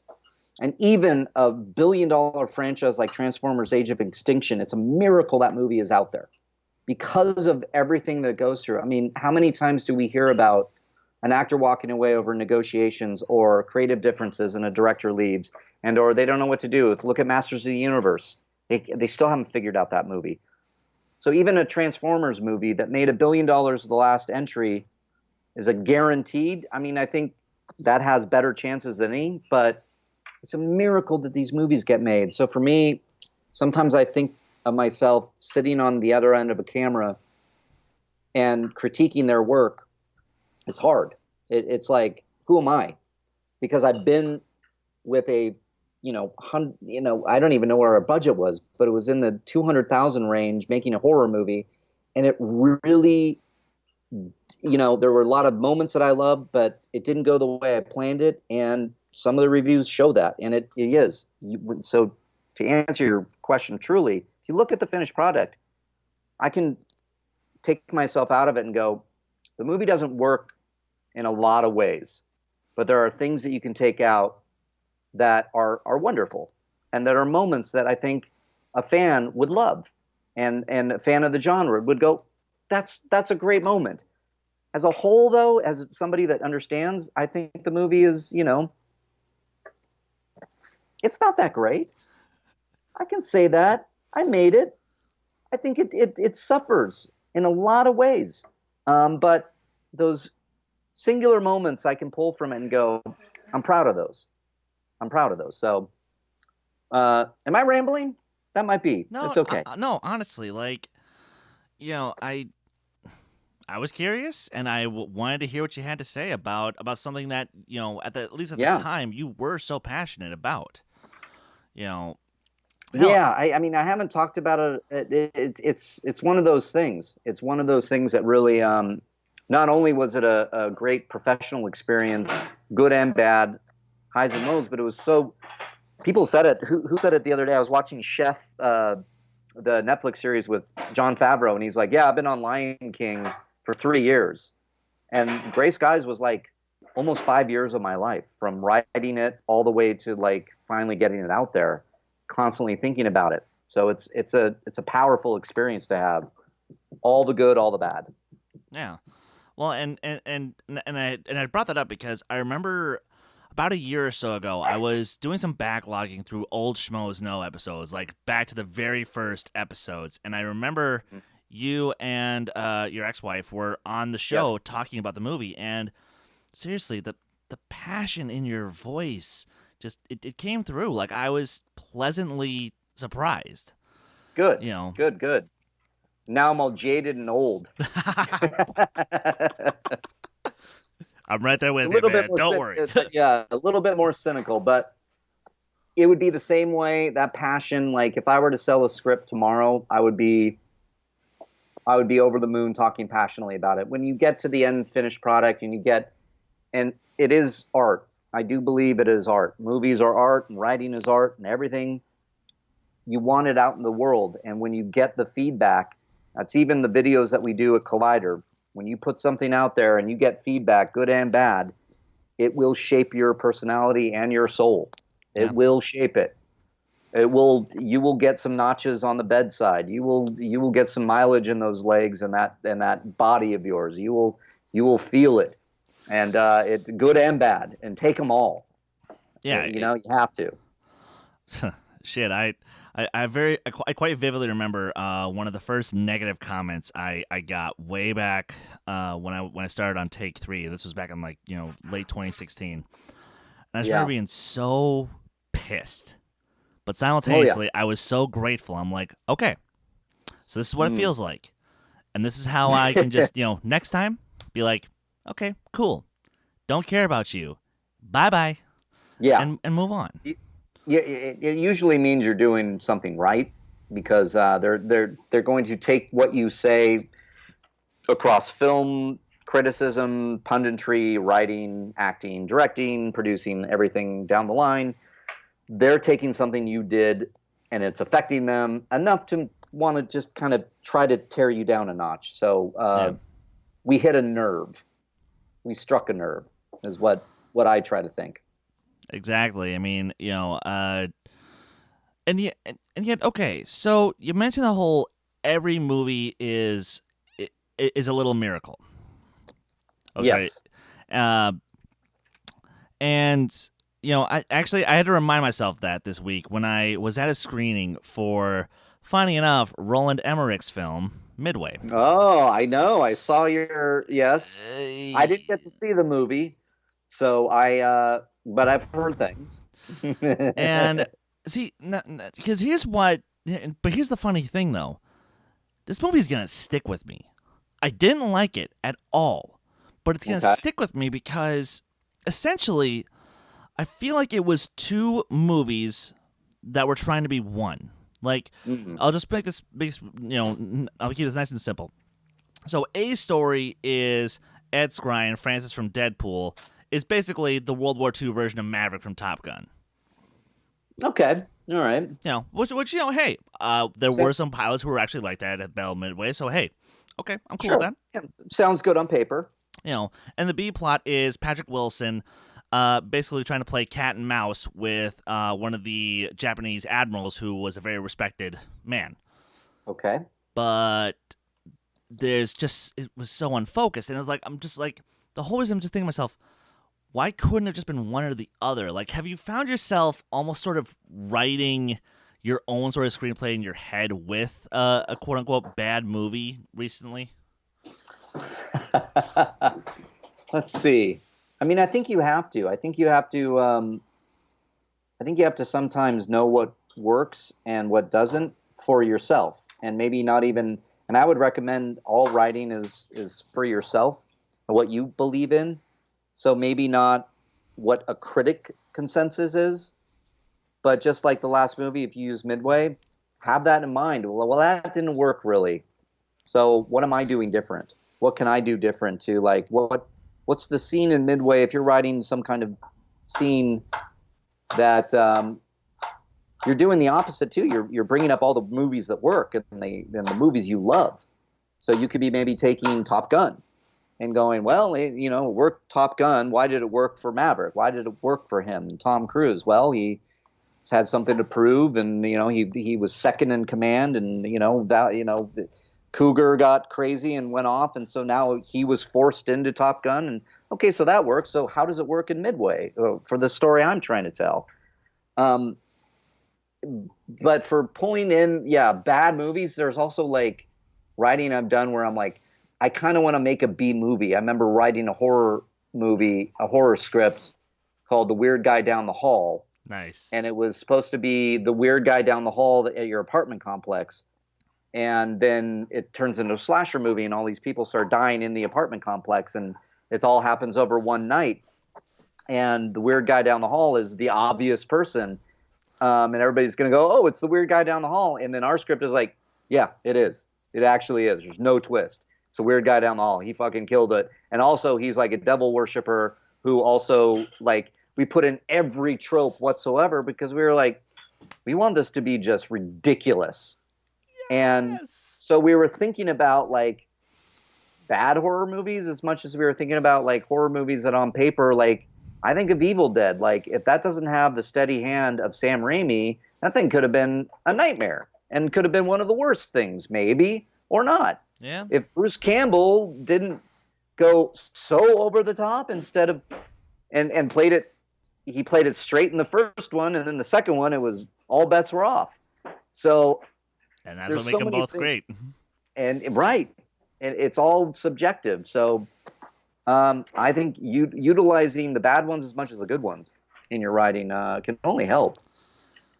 Yeah, that's a good point, because like If you know it, but again, if you know it, if you feel this, if it's bad, that's a subjective thing. Yeah, right? I mean, it's like who am I to say bad or good? Right? I mean, sure. I actually think that the producer's cut of Halloween 6 is a genuinely good film. There it is. But I'm in a very small minority, and for some reason people prefer the version where Harvey Weinstein completely ripped that movie a new asshole, and they say that's the better version. I'm like, yeah. Is it I though? mean, we're talking A Curse of Michael Myers. Yeah. I mean, it's there's some good kills. I don't think I've ever seen the producer's cut. I actually recommend it. Like, okay, now a little forewarning. They go much further in depth with the whole cult storyline to it. But right. for me, I dug That's it. what you liked. Yeah. I dug it. Plus all the stupid jump scare sound effects gone. That stupid strobe light, massacre scene gone. Basically the ending actually makes sense. Okay. I got to see it. Yeah. I got to see it. I need to see there are certain movies out there, Friday the 13th, Halloween. Some of those later entries are so bad they're good. Yeah. Like Friday the 13th Part 7, The New Blood. Yeah, you have a woman throwing a TV at Jason with her mind. I mean, Jason takes a woman and throws her against a tree in a sleeping bag. It's exactly. Beautiful. It becomes that became iconic. Yeah. For the sweaties of the Friday the 13th franchise. So, yeah, it's all relative. We all love what we love. Hell, my co-host Kees loves to actually just sometimes just gush about how greatly stupid Friday the 13th Part 6 Jason Lives is. Oh, and that's one of my favorites. It's not the favorite. It's so it might be my favorite. It's so good. It's finally zombie Jason coming out of the grave, literally like Frankenstein. Lightning strikes. He gets up. He's more powerful than ever, and he kills everybody. I mean, he kills everybody on the way to Camp Crystal Lake. And it's great. The best. Yeah, it's great. So, no arguments there. No, none whatsoever. Man, what a fun little side tangent, because I was gonna try to take... I love those. I love those tangents. Absolutely. But no. So I'm gonna to try to see us back on topic. Yes. So, in addition to all the stuff that you have written in the past, what are some of the ideas that are going through your head as far as what you're trying to work on now? Oh boy, loaded question. As far as the ones you can talk about. Yeah, I mean, so I have right now I'm working on like a kid's sci-fi script called The Flying Saucer Gang, and then I'm also working on a rom-com that was a comedy, was a weird movie that I've really honed in, and it's a rom-com, and it's inspired by Cal, and my having lost Cal back in February, an idea came to me that I'm like, I got to write that. So I'm working on that, and then what else? And then I have my I'm co-writing a script, or the script that I won a screenplay competition called The List. We had a lot of interest for many years after winning that contest. We had a producer from Netflix that was interested in it, and then it just didn't go anywhere. It happens all the time. Then we started to rewrite it because there were certain things that happened, so we rewrote it, and now we're kind of back with a new version of it going, okay, let's see how that goes. So my writing partner and I are trying to get that out there, and then if I didn't have enough going on, I have another horror script that I'm working on with my writing partner Logan Sparks, who he recently made a couple of years ago, Lucky, with Harry Dean Stanton. So we're working on something. Yeah, he wrote and produced that. I don't know if you've seen Lucky. Lucky is I love that beautiful movie. It's a beautiful movie. Logan was Harry Dean Stanton's assistant for many years, and then they became, best friends actually. Right. Yep. Now I remember this episode of the Roundtable, and yeah, right. No, seriously, that was an awesome conversation. Holy crap! Oh yeah, I got to get Logan back on. So yeah, those are all the projects I'm working on. They're like, as you can tell, I'm in the horror genre, the comedies, rom-coms, and sci-fi. I just write what I like. And sometimes I've heard it's like, oh, you got to write in the same genre. And to that I say, why? Why? I don't understand. So yeah, exactly. I mean, like, yes. As far as projects, I do have my Star Wars series that I've been writing for a while, but yeah, I have several other crazy ideas. Like, I want to write a 2-hour rock opera about a sci-fi dystopia where somebody assassinates the president and the mob takes over, and now it's a battle of this resistance versus the mob, who's gonna win, and it's this big old action-packed rip your heart out because everyone freaking dies in it. It's like a Shakespearean rock opera. Well, I want to see that, and that's what I think. We are talking right now on the day that Martin Scorsese drops a New York Times op-ed going even more into his Marvel comments.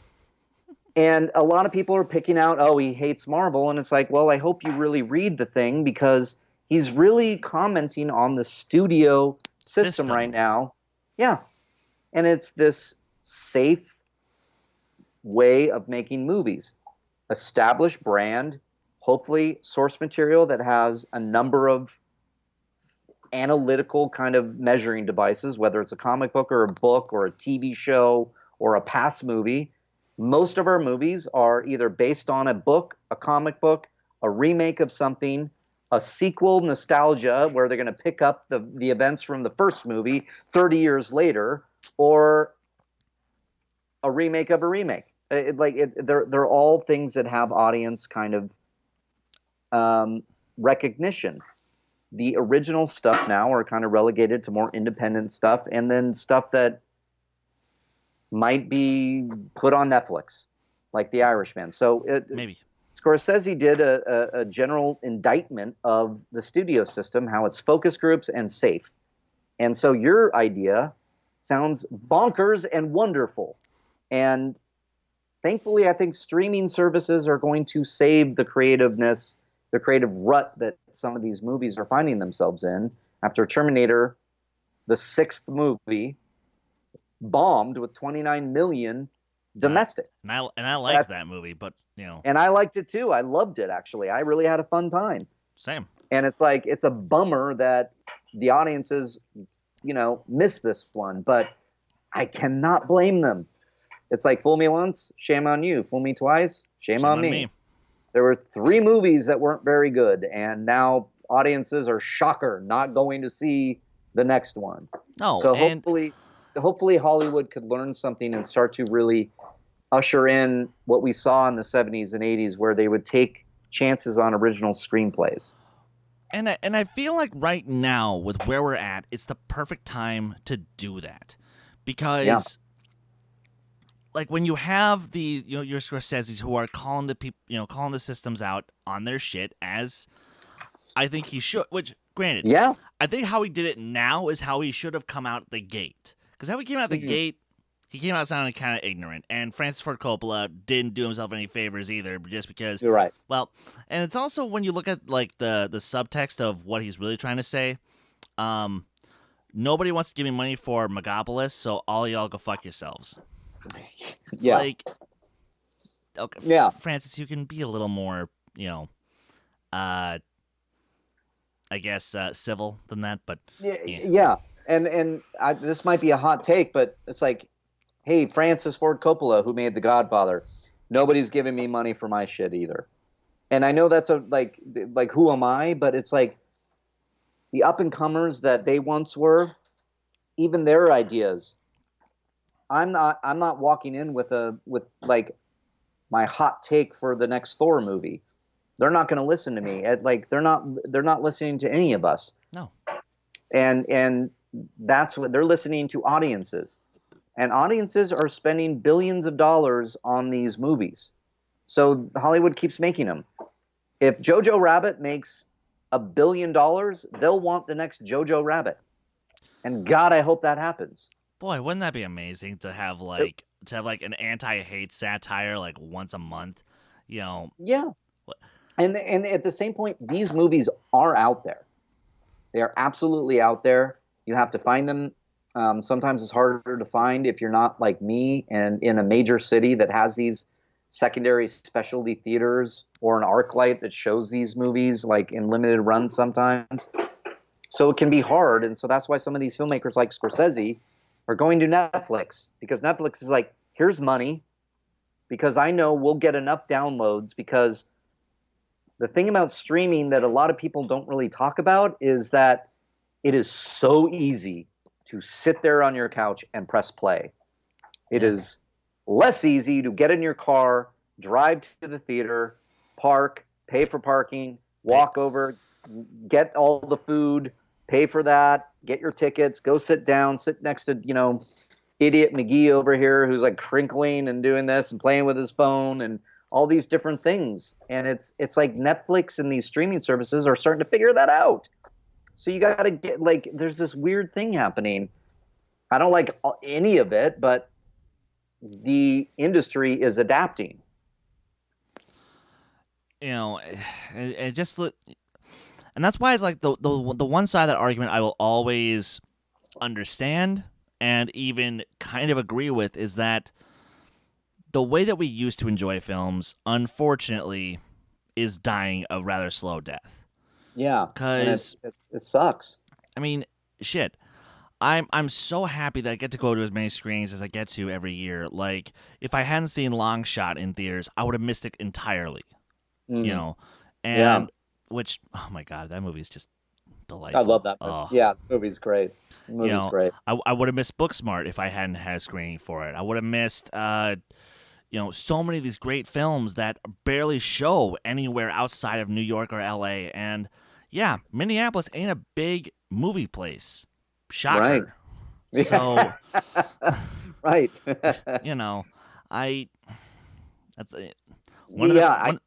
Sorry. I know, I get it. And it's good. What's interesting is I'm missing some of these movies now because I'm getting priced out of movies on the weekend. And I know some people can look and say, well, Reilly, you get all these press screenings. Like I'm on one press list. The rest are plus ones that I get to go to.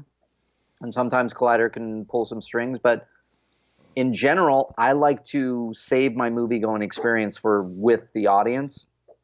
But in that, it is pricing myself out. It's getting very expensive. So some of the movies that I miss, whether it's not being on a press list or seeing it or whatever, thankfully, I saw Long Shot by renting it at home and having a really awesome night with my fiance. Where we had some wine and we had dinner and we watched Long Shot. So thankfully, we're still able to ingest these movies because some of these movies have a second life on streaming and home and DVD and Blu-ray. No, I'm not surprised by that because, and again, it's also a matter of timing for me. Like, I barely have time to rent movies just to, get caught up for when I'm in my next trivia match. Like, right. It's you want to see as much, especially in, as the trivia. You got to see movies. Mm-hmm. So, thankfully, I usually try to watch them. I would say even if I'm not going to movie theaters, I'm watching a movie almost on average a day. Whether it's or binging on maybe some TV series that are awesome, but it's an interesting time. I don't want to give up the theatrical experience because it's magic, but there are certain things. Life is one of them.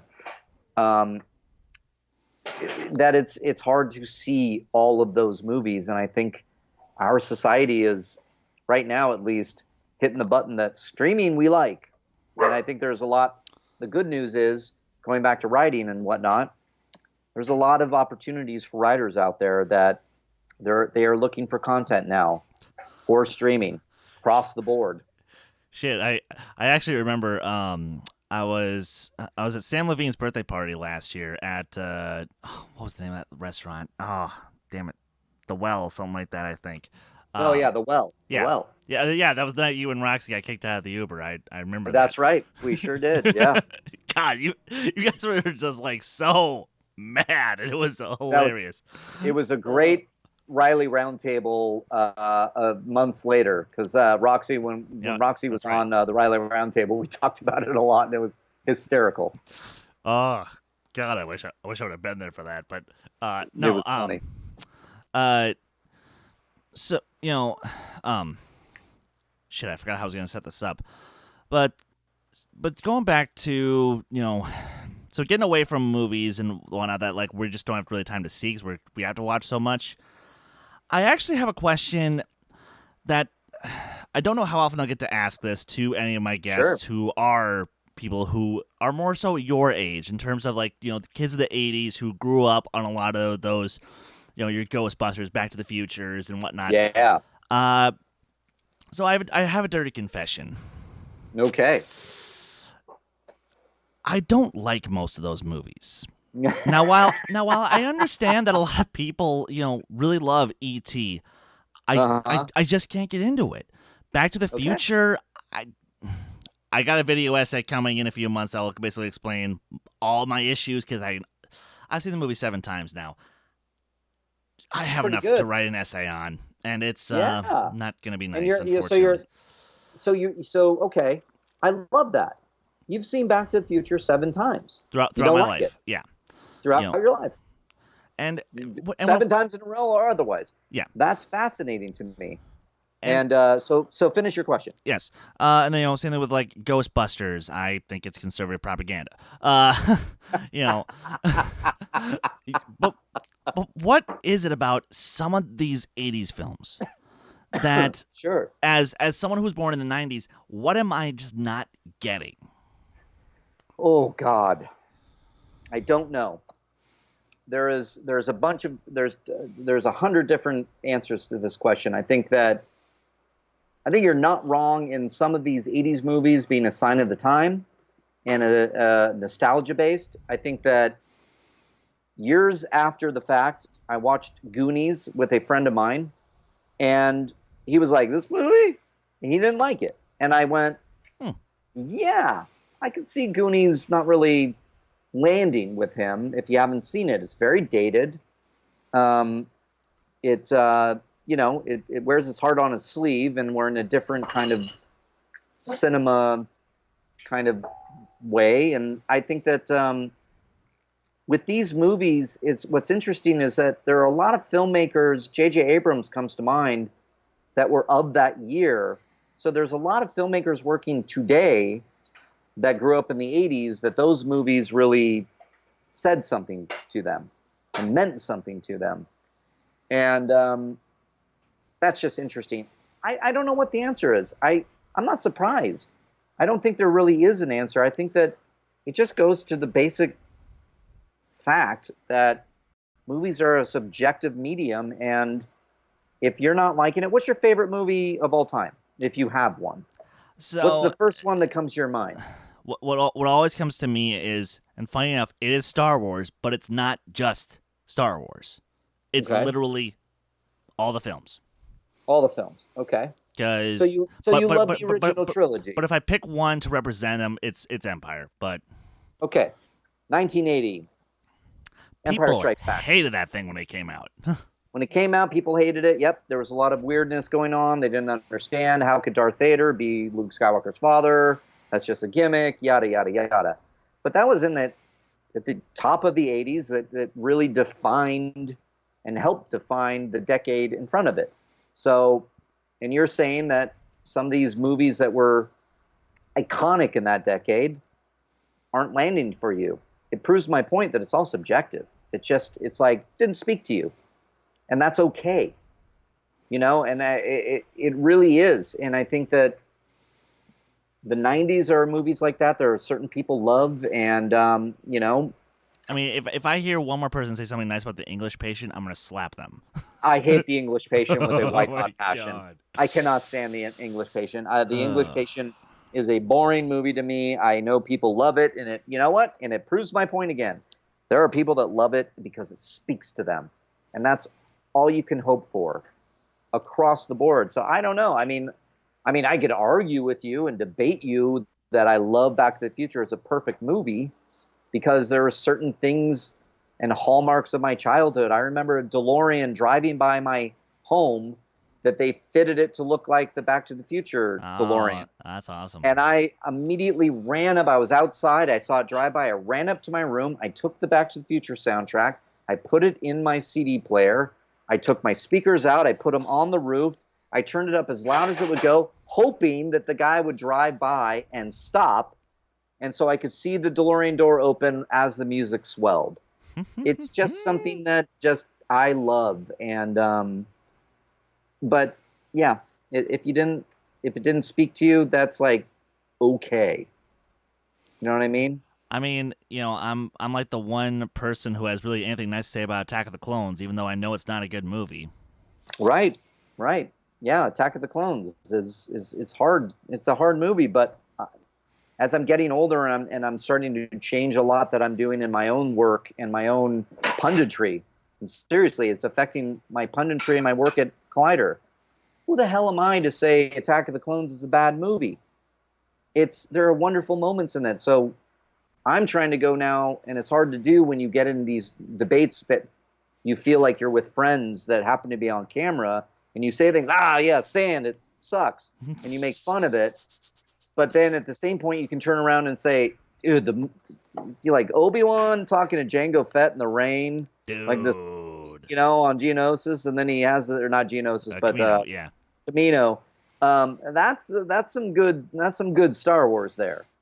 Which, yeah, that's what I think is severely lacking in a lot of today's, quote unquote discourse. Because I was in a right as I was getting on my screen at Midway last night, I was in a Twitter conversation with Video Drew, and we were talking about the Joker, and we were talking about how, but like my personal issues with Jared Leto's interpretation. Because my issue is he's not in the movie enough for me to care about him. But my issue is more so with Jared Leto as a person, as opposed to the character that he's portraying. Because, I don't know how to put this nicely, but the dude's on, the dude's pretty much living on Tower Cuckoo Clock. I mean, he runs out there. He runs basically a cult camp for his band. It's like, I don't know what's going on with that, but it looks very Midsummer. It looks very Midsummer, and I'm like, I'm surprised he wasn't in that movie. But I think Ari Aster knew to keep him out. Otherwise, he would have thought, "Oh wait, I'm just going to work in my camp for this movie." Right. It's weird. It's a great point. It's a point that the studio system made when they would contract actors to work only on their studio and all their movies. They wanted to control the image. They wanted to make sure that certain actors were looked at a certain way, and because they're going to represent the movie. And now we have social media, and we have, people in politics and all these things. And Jared Leto is just a weird dude. And so he's going to go out there and give a condom as a present to one of his castmates. And it's just getting in character. Yeah, and it's like, I guess to each his own, but there's also the reality that this is make-believe. So if you have somebody on a set that's like, hey man, don't do that, well, don't do it then. I don't, it's weird. Yeah. But yeah, it's just one of those things where it's like, but I was so happy to have had the discourse and to have had that conversation with her, because were I a little bit dumber, were I, just another DC troll, I'd be like, well, fuck you, Video Drew, you're wrong, and you're a bitch, and meh. Yeah. What does that accomplish? And I feel like that's the social media. I mean, social media now, it's like every day you log in, you go, what are people offended about today? Okay. Oh, God. and it's, I mean, I saw a heated conversation about Christmas being people changing their headline or changing their name to a Christmas headline thing. Good for you, man. You like Christmas.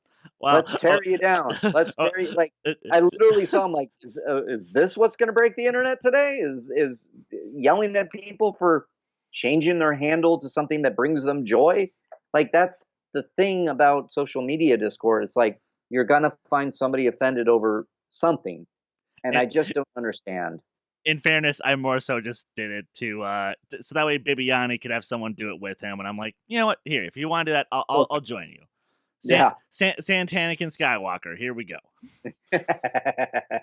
Love it. Why not? Why not? It's just okay. I mean, I just think with films, it's like, and anything in life, you have an opinion. And my grandmother always taught me something nice say, don't say anything at all. And that's what I kind of do. I see something, unless it's really offensive, I'm usually like, yeah, they like Halloween 6, Curse of Michael Myers, producer's cut. Cool. I don't, but I'll move on. Yeah. Or hell, as you guys might have seen, my quote unquote hot take in regards to a certain Schmoedown team that Mr. Reilly and Mr. Ben Bateman played earlier this week. My Schmoedown hot take is, honestly, Scream Queens and Inky and the Brain should both split up and take the 2 best players, put them on a team, have Kaylin be their mouthpiece, and have Devon be the manager. Ooh, I love that. That's a great idea. I'm sorry, neither team's going to really go anywhere. At least as they are right now. But yeah. If it starts to shake out, you can see it in competition, you can see it in tournaments, but after a while, you got to see whether or not what's the team's going to stick together. And I mean, you know who's the boss, and you know us. We want to win, and unless you win, what the fuck are you doing here? And that's my attitude. Exactly. Which, you know what? Then yeah, let's switch gears away from movies a little bit, and let's wind this conversation down with some Schmoedown talk, because I love it. Well, as we all saw, yeah, you and Ben completely wrecked shop. And dude, seriously, perfect round. Congratulations. That's probably what your third now or fourth? I don't know. I think it's actually only my second. Thank you though. I'll take the patting, but maybe it is. I don't know. Frankie numbers will know. Frank, help us out, please. Yeah, I think it's 2, because not that I'm paying attention, but yeah, that was awesome. And I don't think even the people that were calling it knew it was a perfect round coming up. I'm like, I think I've answered every question. What do you need from me? I'll say, yeah. Ellis, you wanna give him that, because yeah. Spoiler alert for when our reaction drops, Reilly. I also got a perfect round right with you. So good, man. I like it. Very nice. Even that Roland Emmerich question. Oh yeah, can't believe it. Which, seriously, dude, good pull. Patriot, man. Yeah. Like we had him on today. They came full circle on Collider Live. So it absolutely did. It absolutely did. Yeah. Yes. But yeah, no. So going into that match, I think it's safe to assume that you and Ben were pretty confident you were going to take that match. Is that a fair assessment? Yeah, there are certain teams out there where you can, in reality, separate yourself and go, yeah, that should be a win. But it's the game, and you never go in there without having that doubt that like shit could go bad and things can happen. And so we were ready for the worst, and then it started. We kind of felt it in the first round. We were like, "Oh, okay, this feels good." It just kind of seemed that it was going our way, but you want to be ready for when it doesn't, because I think the perfect example is our first match a year ago. When we played Haley Fouch and Eric Zipper. Yeah, crazy. And everybody was like, "Oh, you're gonna kill them," and they took us down to the last question, and it was just that was life. That's just the way it works out sometimes. So you never know. So we always have that in our head, but I think the confidence boost when people say, "Oh, you got this in the bag," is like it fills us with like, yeah, you're right. We know this, but you have to be ready. Yeah, and. And obviously, as we all saw, Snyder and Draco had the same thing, but both of you guys in your next round, it's gonna be anything but easy. You either, right, and I feel really bad for your side of the bracket, because either you've got the current singles champ and Eric Zipper, or you've got Tim Franco and Stacy, who I'm trying to pretend that match didn't happen, because come on. Yeah. Like you had it. You had it. And then somehow she pulled it off. I know. I don't know what happened either. That's a perfect example. Everybody, I walk in, everybody says, "Yep, you're going to win," and it doesn't always work out that way. So, there is a part of me that I wonder what the next match will be and who we're going to face. I want obvious revenge to show that it was a fluke, but there's also the idea of taking out the singles champ with Eric Zipper. So we'll take whoever. That's what I love about Who's the Boss. Of course. And, it's kind of funny. Last year when Anarchy was announced, and I saw that, not only were you now back, you were now back in teams, you were going to be paired with Ben Bateman. What the hell? I hate that guy. He's part of Team Action. Right. Nothing good can come from them. And yet, you guys won me over with win after win and play after play. Because, here, just walk me through, if you could, how did the chemistry truly build between the both of you? I mean, I think it was that first win. I mean, we both came in looking at each other like, we don't really like what you are doing on that side and vice versa, but we had respect for the game and respect for the play that each other were doing. And so we just wanted to go in and win. And then that first win, you realize it was like, oh, we actually work pretty well together. That second win is like, yeah, we got this. We're feeling, not we got this, but we're like feeling really good because our communication was very on point. We were in sync immediately. We just wanted to win. So he would bring what he would do. I would bring what I want to do. Then we'd come up with strategy. And then here we are. By the time we were getting into the finals last year, I mean, that was like, he became one of the best people I've ever worked with on a team. And then here we are now having, we know we got through the finals and we lost barely to Shire Wolves. I mean, barely.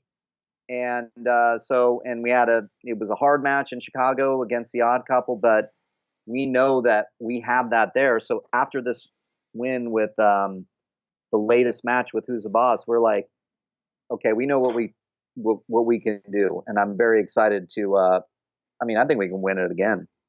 And honestly, given everyone on your side of the bracket, I think it's going to be tough. It's going to be tough, but you guys actually have a really solid shot. Yep, absolutely. So I can't wait. I think Ben's one of my favorite people right now. Like, I love Schmoedowning with him because where Ben Bateman is right now in the singles. Yeah. Mark my words, he's going to have a belt. It's either going to be with us or on his own. So that guy he's fire. Which, and it's kind of funny because obviously 2 years ago, you were part of what I'll still call one of the most underappreciated teams in all of Schmoedown, the Wolves of Steel. Yeah. And yet, for some reason, it just never clicked to the full potential it did until both of you guys split up. Like, yeah. What, like, did you ever feel that way when after everything went down against Above the Line and you saw that she went on to just kick ass with Shire Wolves, then obviously you kicked ass with Who's the Boss? Like, yeah. Were you feeling that? I mean, I just felt like there's a missing ingredient that people don't talk about with Schmoedown, which is like the Schmoedown gods. It just is kind of like ordained, and it's in the cards. And I think that Clark and I just weren't like, there was something about, we got so far and we worked so well together, but there wasn't something there. And then it just made more sense with her and Rachel, which I think it makes more sense with me and Ben. And it like, even though I don't have a belt with Ben and Clark has gone on to great things with the Shire Wolves, I believe I will have a belt with Ben one day, and want to keep going in that direction because that's just something I want. But it never bothered me. I mean, I always, with Clark, I mean, I wanted her to do what was right for Clark. And Rachel and her, when they won that belt, I was one of the first people out there to hug him because I was so thrilled because I'm like, that's the magic combination. That is the je ne sais quoi of the Schmoedown. You don't know what it is. It just, there's magic in certain combinations, and there's certain magic in runs in singles that certain people have been through, like me. And my first run, sure, but that was a long, long time ago. But in getting my second belt, there was a certain je ne sais quoi to that Sam Levine has done, that Bibiani has done, that Roca has done, Merle has done. And I think that's a big part of it. Yeah, and so now obviously right now the your eyes are on the prize of teams. Right. Where, in my opinion, they should be, and that's why I'm so happy you guys are keeping that focus where it belongs. But once you do make that happen, because I actually do think you guys will make it happen. You'll find a way. Yep. Do you have your eyes on possibly trying to go for that singles belt again, or do you think maybe just focus on teams and call it good? Yeah, my focus actually is like, I'm less interested in the singles belt, and I'm more interested in the teams belt, if that makes sense, because I haven't done the teams belt.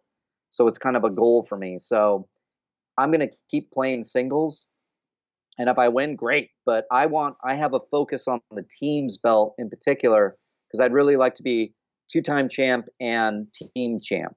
I just would like to add that to my resume, because I have a partner that I feel like I have the best chance to do that with right now. So I think that's something that, like, let's hedge the bets here.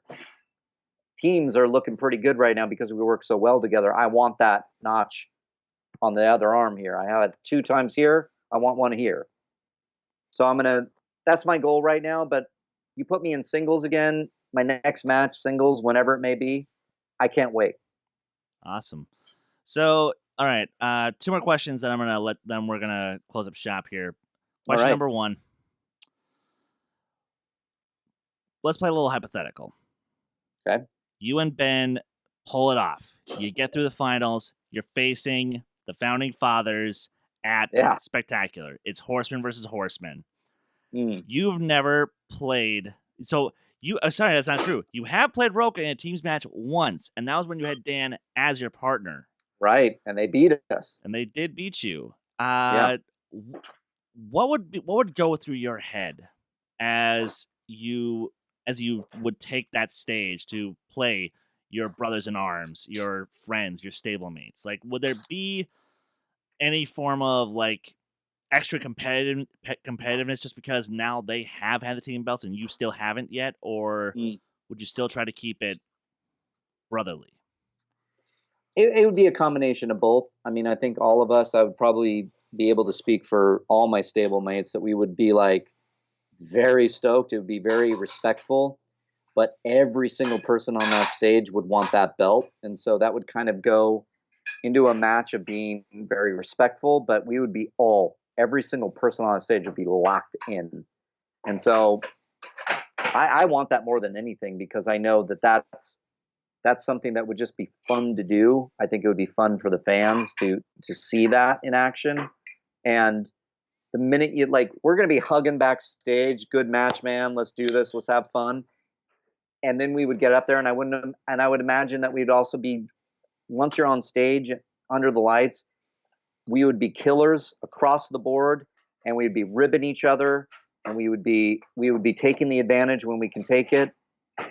And that's what I love about them, because then no matter the outcome, we'd walk backstage and we'd hug and we'd give props and we'd say, you did this great. It's like, it's something understood, especially with the 5 horsemen. Damn right. And so then final question, and we're going to step away from the Schmoedown, and we're just going to go back to you, Mark Reilly. Oh, all right. Okay. What's next for you? What's next for me? What have you got coming up? Anything else you want to? Well, Collider Live, I would say, is really the next. And it's already out there, but I'm very proud of the 2 ladies taking over the helm of Collider Live, Roxy Stryer and Dorina Arellano. They are fantastic women, and I love being there to support them and prop them up and put them in front of people and go, Yeah, they're the best. Writing wise, I mean, it's always my scripts, but the Patreon page is really also something that is a big focus of mine, because not only does it include my writing, but I really want the toxic community that's out there, the toxic things that are out there. I want to be able to have a place where we can all go and just be ourselves and promote art, creating art, being yourself, and just having fun, because I think it gets lost within social media. And so that's really next, because you see me at Collider, you know where you can find me. You know I'm on Rule of Two. You know I'm on Collider Live. You know I'm on, Movie Talk occasionally and doing fun videos and whatnot. But what you don't know is, maybe most people don't know, is this Patreon page that has a more intimate, personal show, has writing exercises and writing prompts, and you can share pages. It has breaking down of movies through the script and shows of that nature. It has me and Tom sitting there talking about life and having fun and how to treat each other better. I mean, it's a community that I just feel very passionate about, that people can go to and have fun and be creative and know that you're safe there, because nobody in that community is going to yell at you for liking The Last Jedi. I mean, it's just as simple as that. So, yeah, I would say that. The Patreon page is really next. I'm really building that out right now. And I add that to my writing, because my writing is now becoming very integral to that very page. So it's a lot of fun. Awesome. And I know for a fact, once you do get that next grab a script and let's talk about it, I know for a fact my personal pick will be Logan, because I freaking adore that movie. That's a good choice. That's probably, yeah. It's still, like, I love Logan. Top 3 movies of the decade for me. In my opinion, it's my favorite comic book movie ever. Yeah, it's up there for me. It's up there for me. I love it. Yeah, that's a good one. Ooh, I like it. And on that note, guys, thank you for tuning in to this week's episode of the Who Cares Anyway podcast. I seriously cannot thank my guest, Mark Reilly, enough to come on the show, to give me an hour of his time. I really appreciate it, man.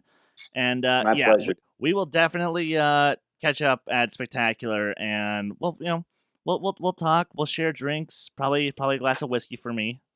I'll drink whiskey with you. That's my other favorite drink. So there it is. Beautiful. Please, sir, tell the audience where they may find you online. Collider Video, Collider Live is every day, Monday through Friday, 10 a.m. PST. At Reilly Around on Twitter. And if you so desire to check out my Patreon page, patreon.com/Reilly Roundtable. You can see me there. And guys, please do so. And of course, you can follow me on Twitter, Instagram, Stardust, Letterboxd, and Discord at Skywalker Dohmen. Please like our Facebook page, join our Facebook group. You can follow Dedicated to Art on Twitter and Instagram at D2A Channel. Stay tuned for everything we got coming up. Big announcements next week. Big announcements. Yes, we are breaking down everything that we've got coming in 2020. You don't want to miss that show. For Kees, Cornelisse, for Nico Reilly, for Mark Reilly, I'm Chris Dohmen. And until next time, you know what to do. Take care!